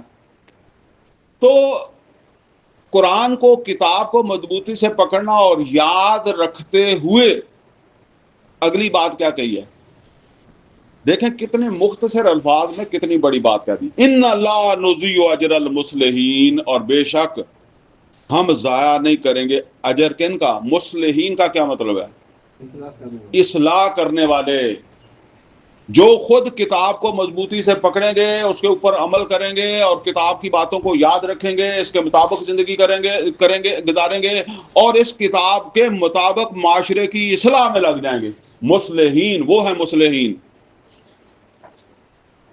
اس اپنے معاشرے کی اصلاح کرنے والے ہوں گے. تو وہ اصلاح ہو جائے یا نہ ہو جائے، جیسے وہ مچھلی والوں سے ہو سکی کہ نہیں ہو سکی، نہیں ہو سکی، وہ جو روکنے والے تھے نہیں ہو سکی. ہارون علیہ السلام سے ہو سکی کہ نہیں ہو سکی، نہیں ہو سکی، ٹھیک ہے. اگر انہوں نے اصلاح کی کوشش کی ہے، ان لا نضیع اجر المصلحین، دنیا میں ہو سکتا ہے آٹے کے ساتھ گھن پس بھی جائے، لیکن اللہ تعالیٰ کے یہاں ان کا اجر ضائع نہیں ہوگا. تو جنہوں نے اصلاح کی نہیں ہے، وہ خود ہی سمجھتے رہے کہ ہماری نمازیں، ہمارے روزے، ہمارا تقویٰ، ان کی بات تو یہاں نہیں آئی. تو اس میں ہمیں اب بتایا گیا ہے کہ یہ ہے رستہ اگر بچنا چاہتے ہو.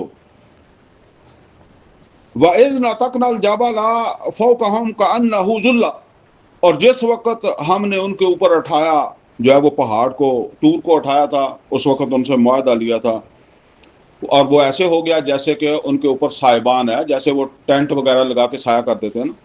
وَظَنُّوا أَنَّهُمْ واقع بِهِمْ، اور ان کو تو ایسے لگا جیسے یہ ان کے اوپر گر جائے گا. ہم نے کہا خُذُوا مَا آتَيْنَاكُمْ بِقُوَّةٍ، تو ہم نے کہا تھا کہ پکڑو جو ہم تمہیں دے رہے ہیں، جو کتاب دے رہے ہیں، اسے مضبوطی سے پکڑو. وَاذْكُرُوا مَا فِيهِ لَعَلَّكُمْ تَتَّقُونَ، اور اس میں جو کچھ ہے اس کو یاد رکھنا تاکہ تم بچ سکو. یعنی کتاب کو یاد رکھو گے تو بچو گے نا. تو جنہوں نے ساری زندگی کتاب کو ایک دفعہ بھی نہیں سمجھا، ایک دفعہ بھی نہیں پڑھا، انہوں نے کیا یاد رکھنا ہے، کیا انہوں نے بچنا ہے.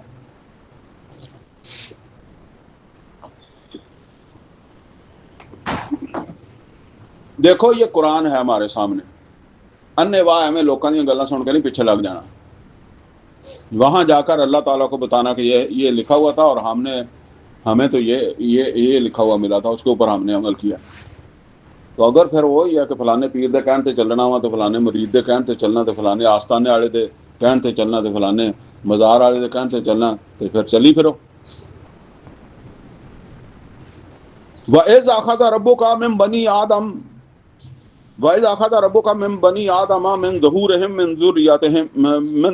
ذُرِّيَّتَهُمْ، اور جس وقت ہم نے آدم کے بیٹوں کو نکالا اس کی پشتوں میں سے، اور جو ہے وہ وَأَشْهَدَهُمْ عَلَىٰ أَنفُسِهِمْ، اور ہم نے ان کو گواہ بنایا خود ان کے اوپر، اور ان سے پوچھا أَلَسْتُ بِرَبِّكُمْ، کیا میں تمہارا رب نہیں ہوں. یہ وہ عہد الست ہے روحوں سے جو لیا تھا. قالوا بلا شاہدنا، تو ان سب نے کہا کیوں نہیں، ہم اس کے گواہ ہیں. شاہدنا مشاہدہ کر لینا، دیکھ لینا، یعنی ہم نے دیکھ لیا کہ تو ہی ہمارا رب ہے. ان تقولوا یوم القیامہ، تو اللہ تعالیٰ نے کہا کہ یہ اس لیے کہ کہیں تم قیامت کے دن مجھ سے یہ کہو انا کنا عن ھذا غافلین، کہ ہمیں تو پتہ ہی نہیں تھا کہ تو ہمارا رب ہے. تو میں نے وہ عذر ختم کرنے کے لیے تمہیں تعارف کروایا ہے. او تقولوا انما اشرک آباؤنا من قبل، یا تم یہ کہنے لگ جاؤ کہ ہمارے باپ دادا نے شرک کیا تھا پہلے، تو ہم ان کی اولاد تھے. وَكُنَّا ذُرِّيَّةً مِّن بَعْدِهِمْ، اور ہم ان کی اولاد تھے اور بعد میں ہم پیدا ہوئے. تو ہم نے تو مطلب یہ ہے کہ جیسے ان کو دیکھا ویسے کرنے لگ گئے. أَفَتُهْلِكُنَا بِمَا فَعَلَ الْمُبْطِلُونَ، کیا تو ہمیں اب ہلاک کرے گا، جہنم میں جھونکے گا ان باطل کرنے والوں کی وجہ سے. یعنی ہمارے باپ دادا نے غلط کیا ہے نا، تو ہم نے تو ان کو دیکھ کر چلنے لگ گئے. تو اللہ تعالیٰ نے کہا کہ یہ باپ دادا والا عذر ختم کرنے کے لیے. وَكَذَلِكَ نُفَصِّلُ الْآيَاتِ، اور اس طریقے سے ہم اپنی آیات کو مفصل بیان کرتے ہیں. لَعَلَّهُمْ يَرْجِعُونَ، شاید کہ وہ جو ہے وہ رجوع کر لیں، لوٹ آئیں. اب یہ وہ واقعہ آ رہا ہے جی، انسان یا کب کوئی امت کتے کی مثال بن جاتی ہے، ذرا اب توجہ کر لیں، وہ مضمون آ گیا۔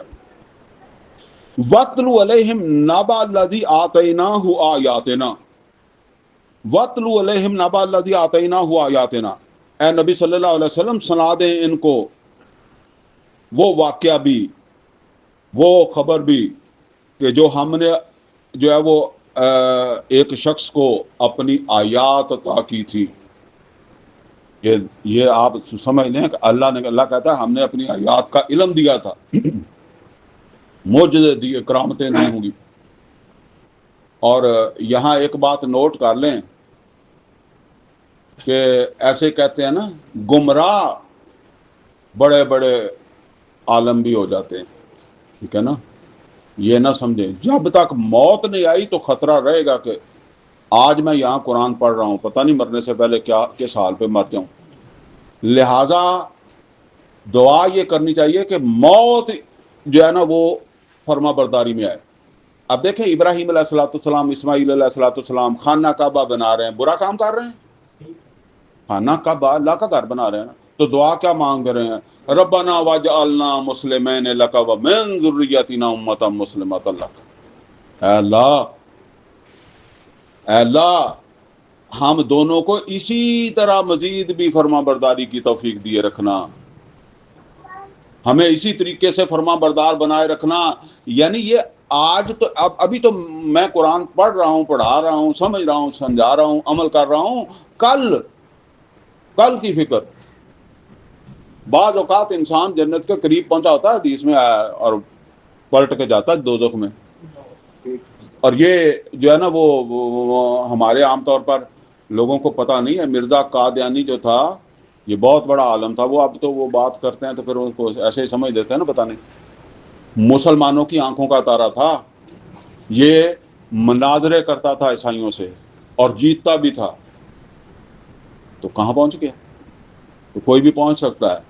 تو یہ عام طور پر وہ کہہ دیتے ہیں نہیں یہ عالم بھی گمراہ ہو جاتے ہیں، اور یہ اس کی دلیل ہے۔ وَاتْلُ عَلَيْهِمْ نَبَأَ الَّذِي آتَيْنَاهُ آیَاتِنَا، سنا دیں ان کو خبر یا واقعہ اس شخص کا جس کو ہم نے اپنی آیات عطا کی تھی، لیکن فَانْسَلَخَ مِنْهَا، وہ ان آیات سے نکل بھاگا۔ اب دیکھیں یہ قرآن جو ہے نا، جب اگر ہم اس کو سمجھتے ہیں تو ہم باؤنڈ بھی ہوتے ہیں، قرآن و سنت کے ہم باؤنڈ ہیں نا۔ تو اگر ہمیں قرآن کی سمجھ نہیں ہے، سنت کی سمجھ، آزاد زندگی گزارو، باقی مسلمان ہونے ہیں، ٹھیک ہے نا۔ تو جب یہ ہمارے گرد ایک جنگلہ بھی قائم کرتا ہے نا کہ اس سے باہر تم نے نہیں جانا، یہ تیری حدود ہیں، فَانْسَلَخَ مِنْهَا، وہ ان جکڑ بندیوں کو توڑ بھاگا، نکل گیا۔ فَأَتْبَعَهُ الشَّيْطَانُ، تو اس کے پیچھے لگ گیا شیطان۔ پہلے وہ خود بھاگا تو مزید اسے دور کرنے کے لیے کیا ہوا؟ شیطان بھی ساتھ آ گیا۔ شیطان بندہ اس طرف جانا چاہتا ہے تو شیطان پھر آ جاتا ہے، ٹھیک ہے نا۔ وہ اللہ نے قرآن کریم میں کہا تھا کہ میرے بندوں کے اوپر تجھے کوئی اختیار نہیں ہوگا، جب بندہ خود ہی باہر نکلنا چاہے گا تو پھر تو شیطان آ جائے گا۔ فَأَتْبَعَهُ الشَّيْطَانُ، تو شیطان اس کے پیچھے لگ گیا۔ فَكَانَ مِنَ الْغَاوِينَ، اور وہ ہو گیا گمراہوں میں سے۔ کہاں؟ نوٹ کریں، اللہ کہتا ہے کہ ہم نے اپنی آیات کا علم دیا، اور مزید پڑھیں، اور کہاں وہ گمراہ ہو گیا۔ وَلَوْ شِئْنَا لَرَفَعْنَاهُ بِهَا، اللہ تعالیٰ کہتا ہے کہ اگر ہم چاہتے، وَلَوْ شِئْنَا لَرَفَعْنَاهُ بِهَا، ہم ان آیات کے ذریعے سے اسے بہت بلند درجے تک بھی پہنچاتے، یعنی مزید بھی درجے دیتے، رفع اٹھانا، ہم اور بھی اس کو جب وہ اٹھاتے، لیکن ہوا کیا؟ وَلَٰكِنَّهُ أَخْلَدَ إِلَى الْأَرْضِ، لیکن وہ تو زمین ہی کی طرف جو ہے وہ مائل ہوتا گیا۔ اچھا، زمین کی طرف مائل ہونے سے کیا مراد ہے؟ دنیا کا اچھا دنیا کا جو کچھ بھی ہے نا، اس کی بہترین تعبیر سورہ آل عمران میں اللہ نے بتائی، زُيِّنَ لِلنَّاسِ حُبُّ الشَّهَوَاتِ من النساء والبنین والقناطیر المقنطرة من الذهب والفضة والخیل المسومة والانعام والحرث، یہ اب ترجمے کی ضرورت تو نہیں پڑنی چاہیے میرے خیال میں. یہ دنیا کا عورتیں، اولاد، گھوڑے، مویشی، زمینیں، جائیدادیں ہیں، یہ ہے دنیا. اس کی طرف آپ دیکھیں گے، میں اس کی بات نہیں کرتا جو حلال ذریعے سے جمع کرتا ہے. بڑے بڑے مولوی ہیں پہ کتنا مال، کوئی انہوں کوئی فیکٹریاں نہیں لگی ہوئی، بہت مال ہے ان کے پاس، ٹھیک ہے نا. اور کہاں سے آتا ہے؟ ڈاکٹر صاحب کہا کرتے تھے کہ جس مولوی نے دین کے لیبل کے اوپر مال اکٹھا کیا ہے نا، اس کو تو صرف اپنے کھانے کا رکھنا چاہیے، باقی اللہ کے راستے پہ لگانا چاہیے، اس کے لیے یہ جائز نہیں ہے. اس کو یہ مال عذاب کے طور پر جو ہے وہ قیامت کے دن جو ہے وہ جو کہتے ہیں نا کہ اس کے پہلو داغے جائیں گے اور اس کے چہرے داغے جائیں گے. تو خاص طور پہ جس آدمی نے محنت کیا، مزدوری کیا، کو محنت لگائی، کام کیا، ٹھیک ہے، لیکن تو نے تو جو ہے وہ دین کے نام کے اوپر جو ہے وہ اکٹھا کیا اور اب جائیدادیں بنا کے، اور خاص طور پہ یہ جو پیر پکھنڈ ہوتے ہیں بڑے بڑے جو ہے وہ ان کے رقبے اور جائیدادیں بنا کر جو ہے وہ بیٹھے ہوتے ہیں اور لوگوں کو دھوکہ دیا ہوا ہوتا ہے. کیا کرتے ہیں وَلَكِنَّهُ أَخْلَدَ إِلَى الْأَرْضِ، لیکن وہ تو زمین کی طرف ہی مائل ہوتا گیا. وَاتَّبَعَ هَوَاهُ، اور وہ چل پڑا اپنی خواہش نفس کے پیچھے. قرآن کریم میں ہے کہ خواہش نفس بھی معبود بن جاتی ہے. أَفَرَأَيْتَ مَنِ اتَّخَذَ إِلَٰهَهُ هَوَاهُ. اب ذرا دیکھیں، جب خواہش نفس کے پیچھے لگ گیا، کتنا اللہ نے مقام دیا. اللہ کہتا میں تو اسے بہت اونچا کرنا چاہتا تھا. آپ ذرا توجہ سے سن لیں. فَمَثَلُهُ كَمَثَلِ الْكَلْبِ، یہ دو نقطوں والا قلب جو ہوتا ہے وہ تو یہ ہے دل، اور یہ ایک ڈنڈے والا ہوتا ہے کتا. فَمَثَلُهُ كَمَثَلِ الْكَلْبِ، تو اس کی مثال ہے کتے کی مثال. کتنا بڑا عالم اور کہاں تک پہنچا. اگر یہ اللہ نہ کہتا تو ہم کہتے تو پھر تو لوگوں کو بڑا پریشانی ہوتی. ابھی تو آگے بات اور بھی ہے. کتے کی کیا بات ہوتی ہے؟ کہتا ہے ان تحمل علیہ یلہس، اگر اس کے اوپر کوئی وزن رکھو تو تب بھی وہ ہم پہ، اس کی زبان کہتا ہے ہمارے عام مشہور ہے کہ کتے کی زبان باہر ہی رہتی ہے. اگر اس کے اوپر وزن رکھو تو تب بھی ہم پہ، او تترکہ یلہس، یا اٹھا لو تو پھر بھی اس کی زبان باہر ہے. یعنی اس کی حالت یہی ہے. اب آگے ایک آدمی کی بات کرنے کے بعد جو اللہ بات بتا رہا ہے نا، یہ ہے ہمارا وہ عنوان جس کو میں نے ہائی لائٹ کیا. فرمایا ذالک مثل القوم الذین کذبوا بآیاتنا، یہ مثال ایک قوم بھی بن جاتی ہے جو ہماری آیات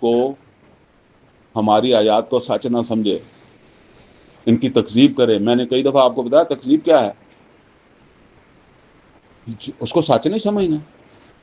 بھئی اگر کوئی آدمی مجھے یہ بتائے، آپ ایک کمرے میں رات رہتے ہیں، ٹھیک ہے، آپ کو شک ہو گئی ہے کہ آپ کے کمرے کے اندر سانپ داخل ہوا تھا.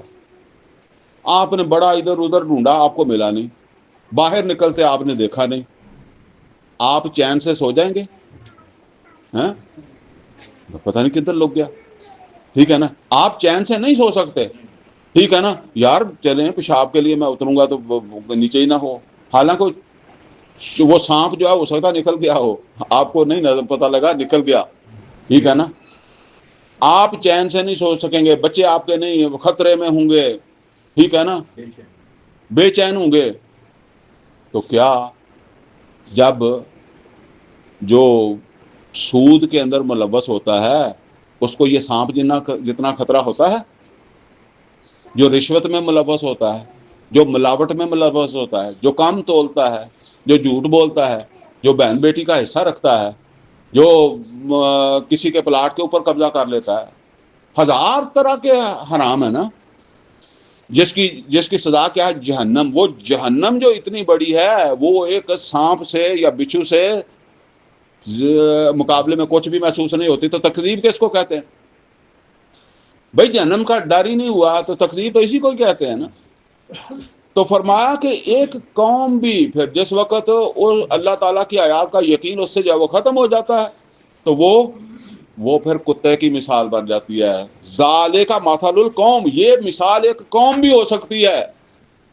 کون سی قوم؟ الذین کذبوا بآیاتنا، وہ جو ہماری آیات کو سچ نہیں سمجھیں گے، جھوٹ سمجھیں گے. فَاقْصُصِ الْقَصَصَ لَعَلَّهُمْ يَتَفَكَّرُونَ، اے محمد صلی اللہ علیہ وسلم یہ واقعہ ان کو سنا دیں تاکہ یہ غور و فکر کرتے رہیں، اپنے بارے میں غور و فکر کرتے رہیں، کہیں ہم تو نہیں وہاں پہنچ گئے. بھائی وہ تو صحابہ کرام تھے نا، اب ہم نے غور و فکر کرنا ہے نا کہ ہم کہیں اس سے اس کی جگہ تو نہیں پہنچ گئے. ہمیں اللہ کی باتوں کا اتنا ہی یقین ہے.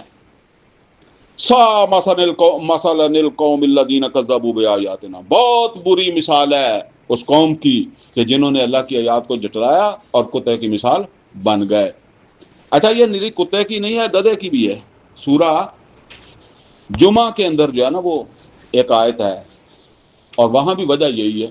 فرمایا مثل الذین حملوا التوراۃ ثم لم يحملوها، مثال ان لوگوں کی کہ جنہیں حامل تورات بنایا گیا، جیسے ہم حامل قرآن ہے نا، وہ حامل تورات تھے. ثم لم يحملوها، پھر وہ اس کے حامل ہونے کا حق انہوں نے ادا نہیں کیا. کمثل الحمار، اللہ کہتا ہے یہ کتاب کے حامل گدھے جیسے ہیں. یہ کتاب کے حامل، اللہ کی کتاب کے حامل گدھے جیسے ہیں. کمثل الحمار یحمل اسفارا، جیسے اس کے اوپر رکھ دیا جائے کتابیں لا دی جائیں. بئس مثل القوم الذین کذبوا بآیاتنا، یا دیکھیں کذبوا بآیاتنا. اچھا آپ یہ سمجھے، یہ ایک مطلب یہ ہے کہ یہ اس قوم کی بات ہو رہی ہے جو رسول کو مان رہی ہے اور اللہ کو مان رہی ہے، لیکن اس کی کتاب کی، اس کی باتوں کا یقین نہیں ہے اس میں، جیسے آج ہمارے اندر نہیں ہے. تو فرمایا کہ بئس مثل القوم الذین کذبوا بآیاتنا، بہت بری مثال ہے اس قوم کی کہ جو رسول کو مانتی ہے اور اس کو اللہ کی کتاب ملی ہوئی ہے اور اسے یقین نہیں ہے اللہ کی ان باتوں کا. واللہ لا یہدی القوم الظالمین، اور ایسے ظالموں کو اللہ زبردستی تو ہدایت نہیں دیتا. کتاب اس نے ہدایت کے لیے بھیجی ہے، رسول ہدایت کے لیے بھیجا نا. تو اگر اس ہدایت کتاب سے نہیں پا رہا تو پھر اس کا اور کوئی حل نہیں ہے، جیسے کہتے ہیں. تو یہ گدھے کی مثال بن جاتی ہے قوم، اور کتے کی مثال بھی بن جاتی ہے. من یہد اللہ فہو المہتدی، اور جس کو اللہ ہدایت دے وہی ہدایت پاتا ہے. ومن یضلل، اور جس کو گمراہ قرار دے دے فاولئک هم الخاسرون، تو وہ تو پھر خسارے میں جانے والے ہیں. وَلَقَدْ ذَرَأْنَا لِجَهَنَّمَ كَثِيرًا مِنَ الْجِنِّ وَالْإِنسِ، اور ہم نے پیدا کیے بہت سارے جن اور انس جہنمی کے لیے. بہت سارے انسان اور جن وہ تو ہم نے جہنم کے لیے پیدا کیے. لَهُمْ قُلُوبٌ لَا يَفْقَهُونَ بِهَا، ان کے دل ہیں لیکن ان دلوں سے تفقہ نہیں کرتے.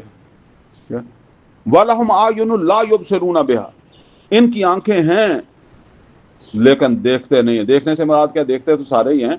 مطلب یہ ہے کہ جیسے ہم کہتے ہیں کہ اللہ کی کتاب کو نہیں سمجھتے، یہ اس میں بھی تو آنکھیں استعمال ہونی ہیں نا.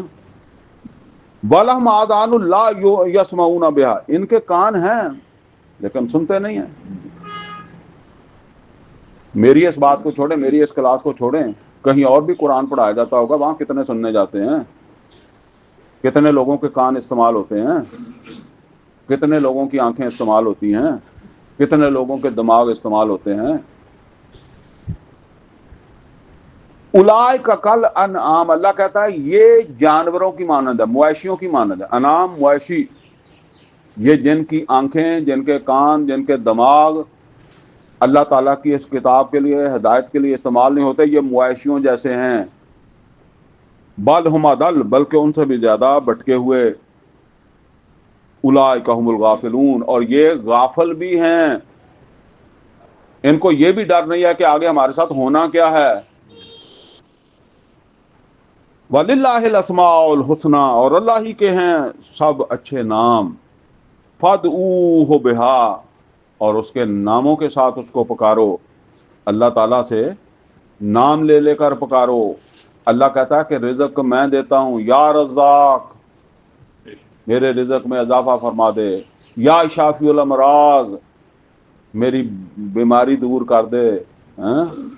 آپ اپنے پیر آپ ہی بن جاؤ، ٹھیک ہے نا، بجائے اس جا کے کہ پیر دے کولوں دعا کرانی ہے آپ کرو. اللہ کہندا، اللہ نے تو نہیں کہا کہ کسی پیر کو جا کے کرواؤ، اللہ کہندا سیدھے سیدھے میرے نال گل کرو، ٹھیک ہے نا. میرے ناماں دی کوئی تاثیر ہے نا. رحم چاہیے تو یا رحیم رحم فرما دے، مغفرت چاہیے یا غفار مغفرت فرما دے. ہر نام کا کوئی مطلب ہے نا. تو اللہ کہتا ہے میرے نام لے لے کر مجھے پکارو، مجھ سے مانگو. فدعو، دعا کہتے ہیں، دعا جو ہم پنجابی میں اردو میں کہتے ہیں دعا. تو ان نام لے لے کر دعائیں کرو، مانگو۔ وَذَرُوا الَّذِينَ يُلْحِدُونَ فِي أَسْمَائِهِ، اور چھوڑ دیں ان لوگوں کو جو ہمارے ان ناموں میں کجی تلاش کرتے ہیں۔ اب یہ پھر کجی کیسے ہو جاتی ہے؟ کجی پھر ایسے ہو جاتی ہے کہ جو ہے نا وہ اللہ تعالیٰ نے کہا کہ اپنے دماغ، اپنے کان، اپنی آنکھیں، ان کو ہدایت حاصل کرنے کے لیے جو ہے وہ استعمال کرو، تو جو ہے نا وہ تو استعمال نہ کرو، اور سکا یہ کہو یا ہادی مجھے ہدایت دے دے۔ اللہ الہادی بھی ہے نا، تو ہدایت کوشش کرو اور پھر اللہ سے ہدایت بھی مانگو، ٹھیک ہے نا۔ یا پھر اس طرح کے سوچنے والے ہوتے ہیں کہ اللہ تو رحیم ہے، وہ بخش ہی دے گا، ٹھیک ہے نا۔ یہ اس کے ناموں کو غلط انٹرپریٹ کرنا نا، تو جو بھی ہو ان کا پھر اپنی مرضی کا مطلب جو ہے وہ اس سے جو ہے وہ نکال لینا۔ مطلب یہ ہے کہ قرآن کا جو بھی ہے نا اس کے پس منظر میں آپ نے سمجھنا ہے کہ قرآن کا اصل منشا کیا ہے۔ یہ تو نہیں ہے کہ تم کرو گناہ اور کہو کہ وہ غفار ہے، ٹھیک ہے نا۔ تو فرمایا سَيُجْزَوْنَ مَا كَانُوا يَعْمَلُونَ، تو یہ جو کجی بھی اختیار کریں گے، فرمایا یہ جزا پائیں گے جو کچھ وہ کرتے رہے، ٹھیک ہے نا۔ وَمِمَّنْ خَلَقْنَا أُمَّةً، اور جو ہم نے مخلوق پیدا کی ہے ان میں ایک جماعت ہے، یہدون بالحق، جو حق کی طرف جو ہے وہ رہنمائی کرنے والی ہے، سیدھا راستہ بتانے والی ہے۔ وَبِهِ يَعْدِلُونَ، اور اسی کے مطابق وہ اپنے معاملات بھی چلاتے ہیں۔ عدل اصل میں دیکھیں جی، اللہ تعالیٰ کا جو اصل منشا ہے وہ تو یہ ہے کہ اس دنیا کے اندر اللہ کی کتاب کے مطابق ایک عادلانہ نظام قائم ہو۔ وَأُمِرْتُ لِأَعْدِلَ بَيْنَكُمْ، اور اسی طریقے سے ان اللہ یامر بالعدل، اسی طریقے سے سورہ الحدید میں فرمایا 25 نمبر آیت، لَقَدْ أَرْسَلْنَا رُسُلَنَا بِالْبَيِّنَاتِ وَأَنزَلْنَا مَعَهُمُ الْكِتَابَ وَالْمِيزَانَ لِيَقُومَ النَّاسُ بِالْقِسْطِ، اور محمد رسول اللہ صلی اللہ علیہ وسلم کی جد و جہد کی چوٹی کیا ہے؟ عرب کے اندر ایک ایسا نظام قائم ہو جانا جو عدل پر مبنی ہو، ٹھیک ہے۔ تو اللہ تعالیٰ یہاں فرما رہا ہے کہ جو ہم نے مخلوق پیدا کیا ہے، جو لوگ پیدا کیے ہیں، وہ بے شک یہودیوں عیسائیوں کی بات ہے، ان میں بھی ایسے لوگ ہیں کہ جو حق کی طرف رہنمائی بھی کرتے ہیں، تھوڑے ہوں گے، تھوڑے ہی تھے 12، تبھی تو ان کو ٹرمینیٹ کیا گیا نا، اور اس کے مطابق اپنے فیصلے بھی اسی کے مطابق کرتے ہیں۔ تو اگر چلیں اسی کو ہم لے لیں، تو آج مسلمانوں میں کتنے لوگ ہیں جی جو قرآن کی طرف بلاتے ہیں اور قرآن ہی کے مطابق جو ہے وہ سارے معاملات جو ہے وہ اپنے اسی کے مطابق جو ہے وہ چلاتے ہیں۔ چلیں، حکومت ہمارے ہاتھ میں نہیں ہے، عدالت ہمارے ہاتھ میں نہیں ہے، آپ اپنے گھر میں تو قرآن کے مطابق جو ہے وہ معاملہ کر سکتے ہیں نا۔ اپنے بیٹوں کے اندر جو آپ نے تقسیم کرنی ہے، جو بیٹیوں کے ساتھ کرنا ہے، جو آپ نے پھوپھیوں بہنوں کے ساتھ کرنا ہے، جو آپ نے اپنے چچا ماموں بھائیوں کے ساتھ کرنا ہے، تو یہ ہر جگہ عدل ہونا چاہیے نا۔ اور یہ نوٹ کریں، ایک ابھی پچھلے دنوں میرا درس ہوا ہے اور وہ ریکارڈ بھی ہوا ہے، اور وہ اسی حوالے سے ہی ہے، اب موضوع اس کا میرے ذہن کے اندر جو وہ نہیں آ رہا، تو وہ اسی حوالے سے ہے کہ جو لوگ رشتوں کو کاٹتے ہیں ان پر اللہ لعنت کر دیتا ہے۔ سورہ رات کی آیت نمبر جو ہے وہ 25 آپ کو سناتا ہوں، وہ مجھے یاد ہے۔ وہاں فرمایا الذین ینقضون عہد اللہ من بعد میثاقہ، وہ لوگ جو اللہ کے عہد کو توڑیں، من بعد میثاقہ، ویقطعون ما امر اللہ بہ ان یوصل، اور کاٹیں ان رشتوں ناتوں کو جن کو اللہ تعالیٰ نے جوڑے رکھنے کا حکم دیا ہے۔ فرمایا اولئک لہم اللعنہ، ان کے اوپر ہے لعنت، یہ رشتے توڑنے والوں کے اوپر ہے لعنت۔ وَلَهُمْ سُوءُ الدَّارِ، اور ان کے لیے ہے برا ٹھکانہ جہنم۔ یہ ہے قطع رحمی اور صلہ رحمی، قطع رحمی صلہ رحمی بامقابلہ قطع رحمی، یہ اس کا عنوان ہے۔ وہ اگر آپ سننا چاہیں، مجھ سے وہ لنک طلب کرنا چاہیں تو کر لیں، ورنہ چینل سے وہ مل جائے گا آپ کو، لائیو جو ریکارڈنگ ہوئی ہے اس میں۔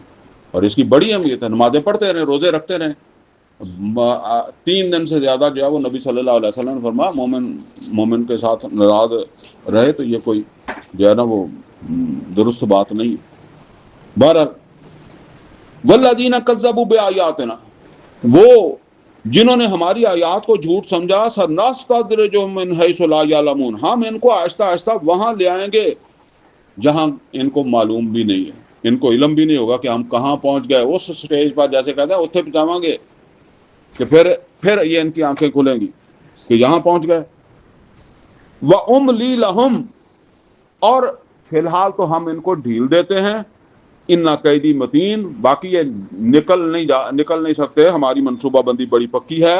اولم یتفکروا، کیا انہوں نے فکر نہیں کیا، غور و فکر نہیں کیا، ما بصاحبہم من جنہ، کہ ان کے ساتھی محمد صلی اللہ علیہ وسلم ان کو کوئی جنون لاحق نہیں ہے جو صبح شام جو ہے وہ یہی تکرار کر رہے ہیں، اسی قرآن کی تبلیغ کر رہے ہیں، یہ معروف کا حکم منکرات سے روک رہے ہیں. یہ کوئی مطلب یہ ہے کہ کوئی معاذ اللہ دماغ کے اوپر اثر تو نہیں ہو گیا کہ یہی کسی کام میں لگے ہوئے ہیں.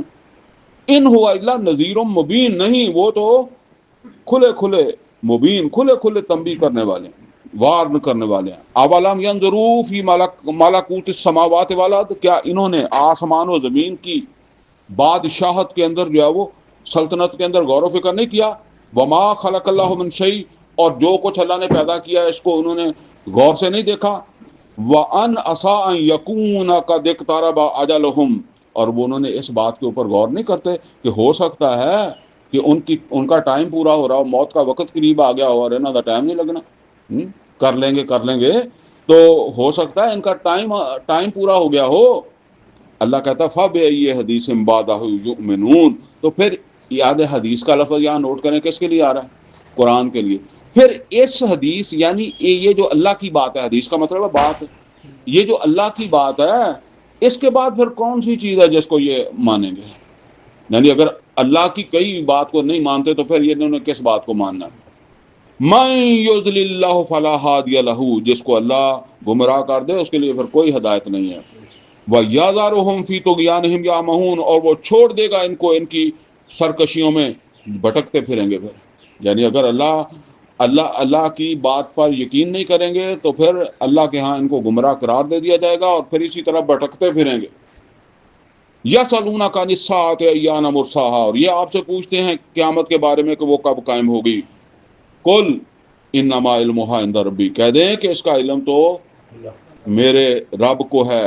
لا یجلیھا لوقتھا الا ھو، وہ ظاہر نہیں کرے گا اس کے وقت کو اپنے سوا کسی پر بھی. ثقلت فی السماوات والارض، یہ ایک بوجھ ہے آسمان و زمین پر. آسمان و زمین اصل میں یہ سب ٹوٹ پھوٹ ہو جانی ہے نا. یہ ایسے سمجھ لیں جیسے ہم کہتے ہیں ہر آدمی اپنی موت ساتھ ہی لیے پھرتا ہے، اور وہ ٹائم کا جب آ جاتا ہے تو بے شک وہ کسی سڑک پر ہو اور بے شک وہ گھر پہ ہو، کسی بازار میں ہو، جہاں ہو، یعنی موت ساتھ ہی لیے پھرتا ہے. تو اسی طرح اللہ کہتا ہے یہ ساری کائنات اپنی تباہی ساتھ ہی لیے پھر رہی ہے. ٹھیک ہے نا، یہ اس کو خود ہی اٹھائے پھر رہی ہے. تو جب وہ ٹائم آ جائے گا تو قیامت بھی آ جائے گی. لا تأتیکم الا بغتہ، اور وہ جب آئے گی تمہارے اوپر تو وہ تو ایک دم ہی آ جانی ہے. یسألونک کأنک حفی عنہا، اے محمد صلی اللہ علیہ وسلم آپ سے تو ایسے پوچھتے ہیں جیسے آپ اسی کی تلاش کر رہے ہیں کہ جی قیامت کب آنی ہے. قل انما علمها عند اللہ، کہہ دیں کہ اس کا علم تو اللہ کو ہی ہے. ولکن اکثر الناس لا یعلمون، لیکن اکثر لوگ اس بات کو نہیں جانتے. قل، اے محمد رسول اللہ صلی اللہ علیہ وسلم آپ فرما دیں لا املک لنفسی نفعا ولا ضرا، میں اختیار نہیں رکھتا، میں مالک نہیں ہوں اپنے بھی نفع اور نقصان کا، الا ماشاء اللہ، مگر جو اللہ چاہے. اگر وہ چاہے نفع تو پھر مجھے نفع آ جائے گا، اگر نقصان چاہے تو نقصان آ جائے گا. وَلَوْ كُنْتَ عَالَمُ الْغَيْبِ، آپ ذرا نوٹ کریں، اگر مجھے غائب کا علم ہوتا، وَلَوْ كُنْتَ عَالَمُ الْغَيْبِ، اگر مجھے غائب کا علم ہوتا، لَاسْتَكْثَرْتَ مِنَ الْخَيْرِ، تو میں تو اپنے لیے بہت خیر جمع کر لیتا. اچھا اس خیر سے مراد کیا ہے؟ کہ نبی صلی اللہ علیہ وسلم کو پیسے جمع کرنے لگ جاتے، مال جمع کر لیتے؟ نہیں، مطلب یہ ہے کہ میں ایک مثال دوں تو اگر مجھے غائب کا پتہ ہوتا تو میں طائف جاتا ہی نہ. ٹھیک ہے نا, بھائی جانے کا کوئی فائدہ نہیں ہے, الٹا جو ہے وہ مکے میں داخلہ بھی مشکل ہو جائے گا, تو میں نہ جاتا. یہی بات ہے. لستک من الخیر, تو پھر میں تو سارا, یعنی مجھے پھر کوئی پریشانی نہ آتی. وما مسنی السوء, مجھے تو پھر کوئی پریشانی نہ آتی. ان انا الا نذیر و بشیر, نہیں میں تو اصل میں خبردار کرنے والا, تنبیہ کرنے والا, وارن کرنے والا ہوں اور خوشخبری دینے والا ہوں. لقوم یؤمنون, ان لوگوں کو جو ایمان لے آئے, جو ماننے والے ہیں ان کو سمجھانے والا ہوں. هو الذی خلقکم من نفس واحدہ, وہی ہے جس نے تمہیں ایک جان سے پیدا کیا. وجعل منہا زوجہا, اور اسی سے اس نے اس کا جوڑا بنایا. لیسکن الیہا, تاکہ وہ اس کے پاس سکون حاصل کرے. فلما تغشا, تو جب وہ اس جو وہ ڈھانپ لیتا ہے, یعنی مرد عورت کو ڈھانپ لیتا ہے. حملت حملا خفیفہ, تو اس کو ہلکا سا حمل بھی رہ جاتا ہے. فمرت بہی, اور وہ چلتی پھرتی ہے, محسوس بھی نہیں کرتی. ٹھیک ہے نا, کہ اس کے اندر ایک نئے انسان کا بنیاد پڑ گئی ہے. فلما اسقلت, اور پھر جب وہ بوجھل ہوتی ہے, حمل ذرا بڑا ہوتا ہے, تو پھر اس کو محسوس ہونے لگ جاتا ہے نا. دعوا اللہ ربہما, تو پھر وہ دونوں اپنے رب سے دعا کرتے ہیں. لئن آتیتنا صالحا, اگر تو نے صحیح سلامت دے دیا نا, خیر خیریت نہ بچہ جم پیا, ہتھاں پیراں والا. کئی مسئلے ہو جاتے ہیں نا, اگر ایک ہاتھ ہی نہ ہو, معذور ہو, ذہنی معذور ہو, کوئی اور مسئلہ ہو, تو اگر صالح سے مراد مطلب صحیح سلامت, لَنَكُونَنَّ مِنَ الشَّاكِرِينَ, تو ہم ہو کر رہیں گے شکر کرنے والے. فلما آتاہما صالحا, پھر جب وہ ان دونوں کو ایک صالح بچہ دے دیتا ہے. جعل لہ شرکاء فیما آتاہما, تو پھر وہ جو ان کو دیا ہے تو اس میں وہ شریک بنانے لگ جاتے ہیں. اور یعنی وہ جو اللہ نے ان کو صحیح سلامت بچہ دے دیا, تو اس میں شریک بنانے لگ جاتے ہیں. کیسے شریک بنانے لگ جاتے ہیں؟ فلاں دربار پہ میں گیا تھا, وہاں بھی منت مانی تھی, پیراں دیتا, اہتمام بھی رکھ دیتے ہیں نا, پیراں دیتا. ایسے لوگ ہیں, وہ کہتے جی بس یہ سارا پیراں دا ہی فائدہ ہے, ابھی روزی بارے اور معاملات بارے. اس طرح تھوڑے ہیں, اب پہلے بہت زیادہ تھے, ابھی بھی کئی علاقوں کے اندر ہوں گے, لیکن جو ہے نا وہ بہت بڑی جہالت ہے. فتعال اللہ عما یشرکون, کم از کم میں آپ کو یہ بتاؤں کہ جس پیر کو قرآن نہیں آتا نا, اس دے ڈیرے تے نہیں جا کے بیٹھو, دیکھو کوئی تویز نہ لو, کچھ نہ ان کو. اگر پہلی گل ہے کہ وہ قرآن لوگوں کو سنا دا, پیر کا دا, کس چیز کا پیر ہے وہ, ٹھیک ہے نا. تو یہ بس ایسے ہی ہے. ٹھیک ہے, حالات وہ مولویاں دے بھی ادا ہی. میں کہنا ہوں کہ ایک پاسوں تسی 100 مولوی 100 مسیتاں گن لو نا, ایک پاسے لے لو, اور انہوں 100 چوں کوئی ایک ادھے نوں قرآن صحیح آندا ہوئے گا, سمجھ آؤگی. باقی ادا ہی, اور تویز بھی دیندا, گنڈے بھی دیندا, بچے بھی دیندا, بڑھیاں بھی دیندا, سارے کام وہ کردا جدے اپنے پلے شے کوئی نہیں. فتعال اللہ عما یشرکون, تو بہت بلند ہے وہ اللہ جس کا تم شریک بناتے ہو. یشرکون ما لا یخلق شیئا, کیا جو ہے وہ شریک بناتے ہیں ان کو جو کچھ بھی جنہوں نے کچھ بھی پیدا نہیں کیا, کچھ پیدا نہیں کر سکتے. وہم یخلقون, وہ خود مخلوق ہیں, خود پیدا کیے گئے. ولا یستطیعون لهم نصرا, اور وہ تو جو ہے وہ مدد کرنے کی کوئی قدرت نہیں رکھتے, ان کی مدد کرنے کی کوئی قدرت نہیں رکھتے, جو سمجھتے ہیں کہ یہ ہماری مدد کرتے ہیں. ولا انفسهم ینصرون, اور نہ وہ خود اپنی کو مدد کر سکتے ہیں.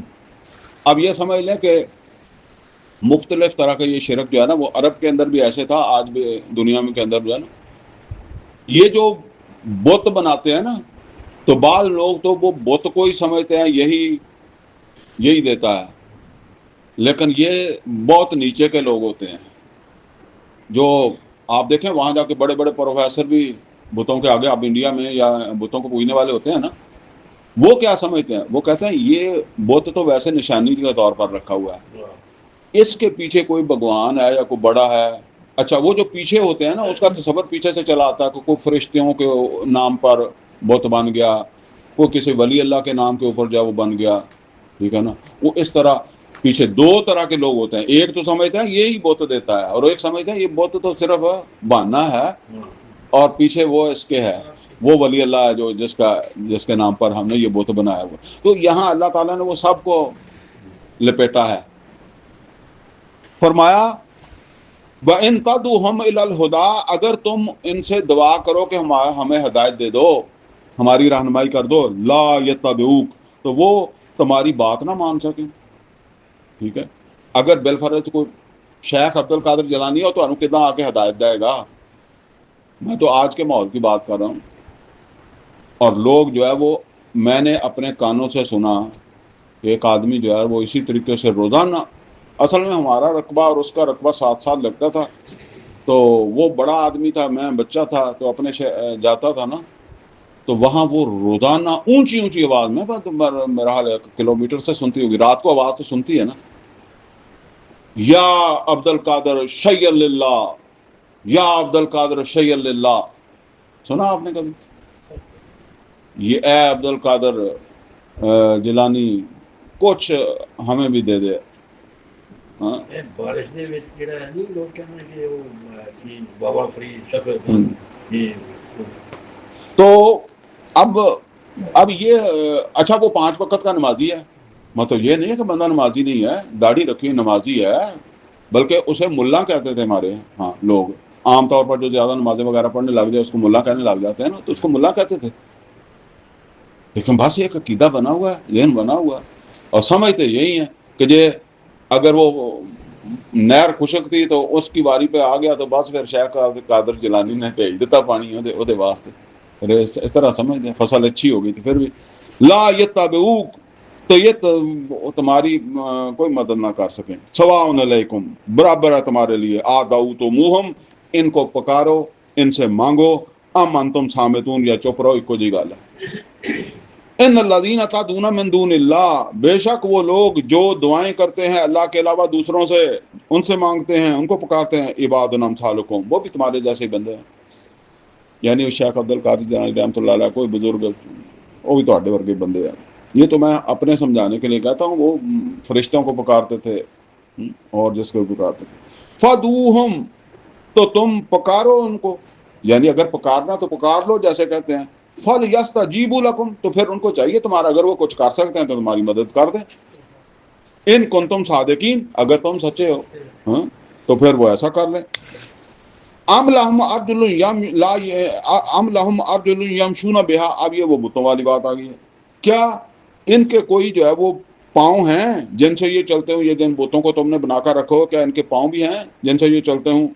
ام لہم ایدین یبطشون بہا، یا ان کے ہاتھ ہیں جن سے پکڑتے بھی ہوں؟ ام لہم اعین یبصرون بہا، کیا ان کی آنکھیں ہیں جن سے یہ دیکھتے ہوں؟ ام لہم آذان یسمعون بہا، کیا ان کے کان ہیں جن سے یہ سنتے ہوں؟ قل ادعوا شرکاءکم، تو اے محمد رسول اللہ صلی اللہ علیہ وسلم ان سے کہیں کہ پھر دعائیں کرو اپنے ان شریکوں سے، یعنی نہیں سمجھ آتی تو مانگتے رہو، جیسے کہتے ہیں نا۔ ثم کیدونی، اور پھر میرے خلاف ان سے مل کر کیا کرو؟ منصوبہ بندی کر لو، یعنی میں تو ان کی نفی سے بعد نہیں آنے والا، یعنی میں ان کا انکار کرنے سے بعد نہیں آؤں گا، تو پھر تم اپنے معبودوں کو بلا لو، ان سے ان کو پکار لو، اور ان کو اپنے ساتھ ملا کر میرے خلاف منصوبہ بندی کر لو۔ کی دونی ثم کی دونی فلا تنظرون، اور مجھے کوئی موقع نہ دینا کہ میں بچ نکلوں، یعنی آپ اپنی طرف سے تم مجھے کوئی میرے ساتھ رعایت نہیں کرنا۔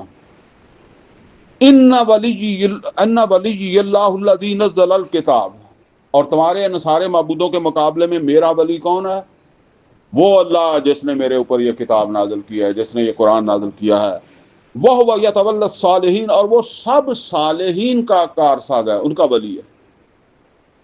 والذین تدعون من دونہ، اور جن کو تم اس کارساز کے کو چھوڑ کر جو ہے وہ پکارتے ہو، جن سے دعائیں مانگتے ہو، لا یستطیعون نصرکم، وہ تمہاری مدد کی قابل نہیں ہیں، وہ تمہاری مدد کرنے والے نہیں ہیں، ولا انفسہم ینصرون، وہ اپنے کام نہیں آ سکتے، وہ اپنا کچھ نہیں کر سکتے، وَإِن تَدْعُوهُمْ إِلَى الْهُدَىٰ، اگر تم ان سے ہدایت مانگو، تو ان سے رہنمائی مانگو، کوئی مدد مانگو، لا يسمعوا، ان کو پتہ نہیں چلتا، وہ سنتے ہی نہیں ہیں، وَتَرَاهُمْ يَنظُرُونَ إِلَيْكَ، اور تم سمجھتے ہو کہ وہ تمہیں دیکھ رہے ہیں، وہ بت جو پڑے ہوئے تھے تو ایسے لگتا تھا جیسے تصویر لگی ہو، تو ایسے لگتا ہے کہ تصویر دیکھ رہی ہے، وَهُمْ لَا يُبْصِرُونَ، وہ تو سنتے ہی نہیں ہیں، دیکھنا کیا انہوں نے، خُذِ الْعَفْوَ، اے محمد رسول اللہ صلی اللہ علیہ وسلم درگزر کریں، یعنی مطلب منع نہیں ہوتے، یہ بات نہیں آتے اپنی ان کاموں سے، آپ درگزر کریں، وامر بالعرف، اور معروف کا حکم دیتے رہیں، یہ نہیں ہے کہ درگزر کا مطلب کوئی چپ کر جائے، آپ کرتے رہیں، اگر ان پر کوئی اثر نہیں ہوتا تو برداشت کریں، درگزر کریں، وَأَعْرِضْ عَنِ الْجَاهِلِينَ، اور جاہلوں سے اعراض کریں، اِمَّا يَنزَغَنَّكَ مِنَ الشَّيْطَانِ نَزْغٌ، اور اگر شیطان کوئی چوک لگائے، شیطان کیا چوک لگائے گا؟ شیطان چوک لگائے گا کہ تواڈے کولوں درگزر نہ ہو سکے، سمجھ آئی بات؟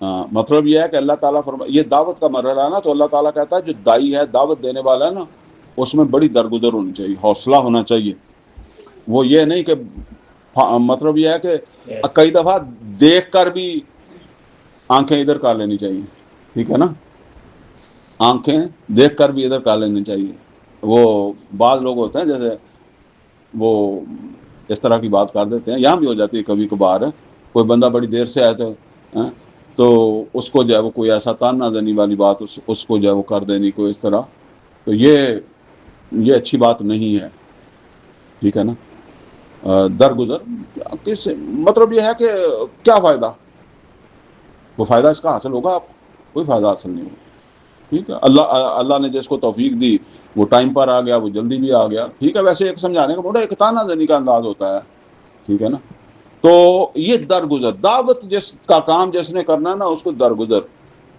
بڑی چیزوں کے اوپر جو ہے وہ کرنی پڑتی ہے، تو اگر آپ اس طرح کرنے لگ جائیں گے، وہ سکول میں تو ہو جاتا ہے، جس طرح آپ سکول میں پڑھتے ہیں نا، تو وہاں تو ماسٹر کہہ دے گا کہ جو کل نو لیٹ آیا تو میں کلاس نہیں بن دینا، اگر میں یہاں کہوں کہ جی کل جڑا اگلے ہفتے لیٹ آیا انہوں اندر نہیں بن دینا، انہوں کہنا میں آنا ہی نہیں، تو اس واسطے آئی گئی کر دیا کرو، تو فرمایا کہ اگر شیطان اگر وہ بعض اوقات نہیں آئی گئی ہوتی نا، غصہ آ جاتا ہے کسی بات کے اوپر، تو وہ سمجھو کہ یہ کوئی شیطان ہے جو چوک لگا رہا ہے، تو فاستعذ باللہ، تو اللہ تعالیٰ سے پناہ مانگو، انہ سمیع علیم، بے شک وہ سننے والا اور علم والا ہے، ان الذین اتقوا، اور وہ لوگ جو تقوی والے ہیں، اللہ سے ڈرنے والے ہیں، اذا مسہم طائف من الشیطان، جب ان کو کوئی شیطان کی طرف سے چوک لگے، اب اللہ بتا رہا ہے کہ ایمان والے جو ہوتے ہیں، تقوی والے جو ہوتے ہیں، اگر ان کو شیطان اس طرح کبھی اکساتا ہے نا، تذکروا، تو وہ اللہ تعالیٰ کو یاد کرتے ہیں، فَإِذَا هُمْ مُبْصِرُونَ، تو جب وہ اللہ کی طرف ان کی توجہ ہوتی ہے نا، تو سب ان کے سامنے واضح ہو جاتا ہے کہ یہ شیطان ہے جو اس وقت مجھے ٹکنے نہیں دیتا، تو وہ پھر اپنے آپ کو سنبھال لیتے ہیں، وَإِخْوَانُهُمْ يَمُدُّونَهُمْ فِي الْغَيِّ، لیکن ان شیطانوں کے جو بھائی ہوتے ہیں نا انسانوں میں بیٹھے ہوئے، وہ کوشش کرتے ہیں، ٹھیک ہے نا، وہ پھر کوشش کیسے کرتے ہیں، یار تم یہ گل سن لئی، میں ہوندا نا تیری جگہ تو میں وہ منہ بن دینا سی، یعنی وہ دائی جو ہے، دعوت دینے والا جو ہے، اس کو کئی لوگ باتیں کرنے والے ہوتے ہیں نا، تو دائی کو خاموشی اختیار کرنی پڑتی ہے، چپ رہنا پڑتا ہے، تو دوسرے پھر اتنے کی کہندے یار توں اے کہنا سگا، توں ایداں کہنا سگا، توں وہ گل سن لئی، یہ گل سننے والی نہیں سی، آنا جن آنا انہیں اپنی آخرت واسطے آنا ہے، تو وہ پھر ایداں اتھڑاں دے نا، فرمایا وہ جڑے پھر شیطان دے بھائی ہوندے، وَإِخْوَانُهُمْ يَمُدُّونَهُمْ، وہ چاہتے ہیں کہ کوئی نہ کوئی بھیڑ ہوئے، يَمُدُّونَهُمْ فِي الْغَيِّ، تو وہ تو کوشش کرتے ہیں، کھینچتے ہیں کہ ان کو اسی گمراہی کے اندر جو ہے وہ ڈالیں. ثم لا یبصرون، اور پھر وہ اپنی طرف سے تو کسر نہیں چھوڑتے. اب وہ دائی کو اللہ اصل میں اللہ کہتا ہے کہ دائیں بائیں دوسرے ہوتے ہیں، لیکن تو نے یہ سمجھنا ہے کہ یہ کام میں نے کرنا ہے، نہیں کرنا، درگزر کرنی ہے، آئی گئی کرنی ہے. وَإِذَا لَمْ تَأْتِهِمْ بِآيَةٍ، اور جب ان کے پاس کوئی نشانی نہیں جو ہے وہ لاتے. نبی صلی اللہ علیہ وسلم کو بارے میں کہا گیا کہ وہ کہتے تھے نبی صلی اللہ علیہ وسلم کو کوئی ہمیں معجزہ دکھاؤ، جس طرح موسیٰ علیہ الصلوۃ والسلام کی لاٹھی تھی، یا ید بیضا تھا، یا عیسیٰ علیہ الصلوۃ والسلام کے وہ معجزے تھے نا، وہ اس طرح کا. فرمایا وَإِذَا لَمْ تَأْتِهِمْ بِآيَةٍ، اور جس وقت آپ ان کے پاس جو ہے وہ معجزہ نہیں لائے، قَالُوا لَوْ لَيْتَ بَيْتَهَا، تو یہ آگے سے کہتے ہیں کہ آپ نے بنا کیوں نہیں لیا. مطلب یہ ہے کہ وہ کہتے تھے جس طرح یہ قرآن آپ بنا کے سناتے ہیں، اسی طرح کو معجزہ بھی آپ ہی بنا لینا سی. لَوْ لَيْتَ بَيْتَهَا، کیوں نہ کوئی نہ بنا لیا آپ نے. قُل، تو ان سے کہہ دیں، اِنَّمَا أَتَّبِعُ مَا يُوحَىٰ إِلَيَّ مِن رَّبِّي، بے شک میں تو اتباع کرتا ہوں اس کی جو میرے رب کی طرف سے میری طرف نازل ہوتا ہے، میں اپنے پاس سے کچھ نہیں بناتا. ھذا بصائر من ربکم وہدی ورحمہ، یہ سوجھ بوجھ کی چیزیں ہیں، یہ سوجھ بوجھ کی باتیں ہیں تمہارے جو ہے وہ تمہارے رب کی طرف سے، اور یہ ہدایت ہے، رحمت ہے. لقوم یؤمنون، ان لوگوں کے لیے جو ایمان لانا چاہیں. وَإِذَا قُرِئَ الْقُرْآنُ، اور جس وقت یہ قرآن پڑھا جائے، فَاسْتَمِعُوا لَهُ، تو اس کو پوری توجہ سے سنا کرو. یہ ہے پوری توجہ سے. تو قرآن بھی دھکے سے دماغ میں نہیں گھسے گا، جب توجہ ہوگی تو سمجھ آئے گی. ٹھیک ہے نا. اسی طرح ہم کہتے ہیں نا کہ کتاب اگر بستے میں رکھ لیا، اسکول لے کر چلا گیا ہے، تو ادھر وہاں اس نے پڑھی نہیں ہے، استاد کی بات سنی نہیں ہے، تو کیسے سمجھ آئے گی. تو اللہ کہتا ہے وَإِذَا قُرِئَ الْقُرْآنُ، جس وقت قرآن پڑھا جائے، فَاسْتَمِعُوا لَهُ، تو اس کو توجہ کے ساتھ سنا کرو. اور سنتے وَأَنصِتُوا، خاموش رہا کرو. جو یہاں بھی کچھ لوگ نہیں رہنا چاہتے، جب کلاس شروع ہو جاتی ہے تو پھر باتیں شروع کرتے ہیں. ٹھیک ہے نا. ان چیزوں پر مجھے بڑی تکلیف ہوتی ہے. اس وقت یہاں چلیں، آپ سنیں نہ سنیں، خاموشی سے بیٹھے رہا کریں. ٹھیک ہے نا. ایک دوسرے کے ساتھ باتوں میں مصروف ہونا، جبکہ یہاں درس ہو رہا ہوتا ہے نا. یہ اللہ بھی کہتا ہے کہ جب قرآن پڑھا جا رہا ہے تو آپس کی باتیں نہ کیا کرو، یا تھوڑا پہلے آ جایا کرو، جن کو نہیں پتہ لگتا کہ بھئی کہاں سے جو ہے وہ پڑھنا ہے، کہاں سے سننا ہے. فون شون اپنے تھوڑی دیر کو 1.5-2 گھنٹہ بند کر لیا کرو، کیا حرج ہے. لعلکم ترحمون، تاکہ تم پر اللہ کی رحمت ہو. اگر چپ رہو گے، خاموش رہو گے، تو پھر ہی اللہ کی رحمت بھی ہوگی. یہ قرآن اللہ کی رحمت ہے، وہی فیض پائے گا. وَاذْكُر رَبَّكَ فِي نَفْسِكَ، اور یاد کریں اے محمد صلی اللہ علیہ وسلم اپنے رب کو اپنے دل ہی دل میں. تضرعا وخیفا، گڑ گڑاتے عاجزی کے ساتھ بھی، اور اللہ سے ڈرتے ہوئے بھی اللہ کو یاد کریں. وَدُونَ الْجَهْرِ مِنَ الْقَوْلِ، اور پست آواز کے اندر، زیادہ اونچی آواز کیے بغیر یاد کریں اللہ کو. بالغدو والآصال، صبح شام. ولا تکم من الغافلین، اور کبھی اس قرآن سے غافل ہونے والوں میں نہ ہو جائے. جو سال قرآن کھول کے نہیں دیکھیا، پڑھ کے نہیں دیکھیا، سارا مہینے دے وچ ایک جائزہ لے لیا کرو کہ اس مہینے چ میں نے قرآن کو جو کتنا پڑھا، کتنی سمجھنے کی کوشش کی. اے جنہیں میرے ورگے کہندے نا میرا لک دکھدا، میری لتاں دکھدیاں، میرا سارے کام کردے اپنے گھر بار دے، کوئی نہ کوئی بڑھا ٹھہرا جڑا نا یا دکان تے جا کے بہندا ہوگا، یا کوئی سکول چلاندا ہوگا، یا کوئی ہور کام کردا ہوگا، کوئی زمیندارہ کردا ہوگا بٹ صاحب یا ہور کوئی اس طرح جڑا نا اپنے کام کاج کردے ہوں گے. لیکن صرف سارے انگ دکھدے آ قرآن پڑھدیا ہویا. اللہ تعالیٰ فرماندا ولا تکم من الغافلین، اور کبھی ان غافلوں میں سے نہ ہو جانا جو قرآن سے غافل ہو گئے. ان الذین عند ربک، بے شک وہ لوگ جو اپنے رب کے پاس ہے. اپنے رب کے پاس کون ہے؟ فرشتے. یعنی تسی تھک جاندے ہو، تواڈے انگ دکھن لگ پیندے آ، جہڑے رب دے کول ہے نا فرشتے، لا یستکبرون عن عبادتی، وہ تکبر نہیں کرتے اللہ تعالیٰ کی عبادت سے، اللہ تعالیٰ کی بندگی سے. اللہ تعالیٰ کی بات کو ماننا یہ عبادت ہے، اللہ کی فرما برداری سے. وَيُسَبِّحُونَهُ، اور قرآن کریم کی ایک اور جگہ تھکتے نہیں ہو، وَيُسَبِّحُونَهُ، اور وہ تو اس کی تسبیح کرتے رہتے ہیں. یعنی مطلب یہ ہے کہ تسی نہیں بھی کرو گے تو ایڈا کوئی فرق نہیں پہن لگا، لیکن یہ تواڈے واسطے ہے، تمہارے فائدے کی بات ہے کہ تم قرآن سے غافل نہ ہو جاؤ. وَلَهُ يَسْجُدُونَ، اور وہ تو اس کے سامنے سجدے کرتے ہیں، سجدہ کرنے والے ہیں. یہ آخری آیت جو ہے نا، یہ آیت سجدہ بھی ہے، تو پھر جب آپ کے پاس ٹائم ہو تو سجدہ بھی جو ہے نا وہ کر لینا. الحمدللہ سورہ اعراف مکمل ہو گئی ہے. اقول قولی ھذا واستغفر لی ولکم ولسائر المسلمین والمسلمات.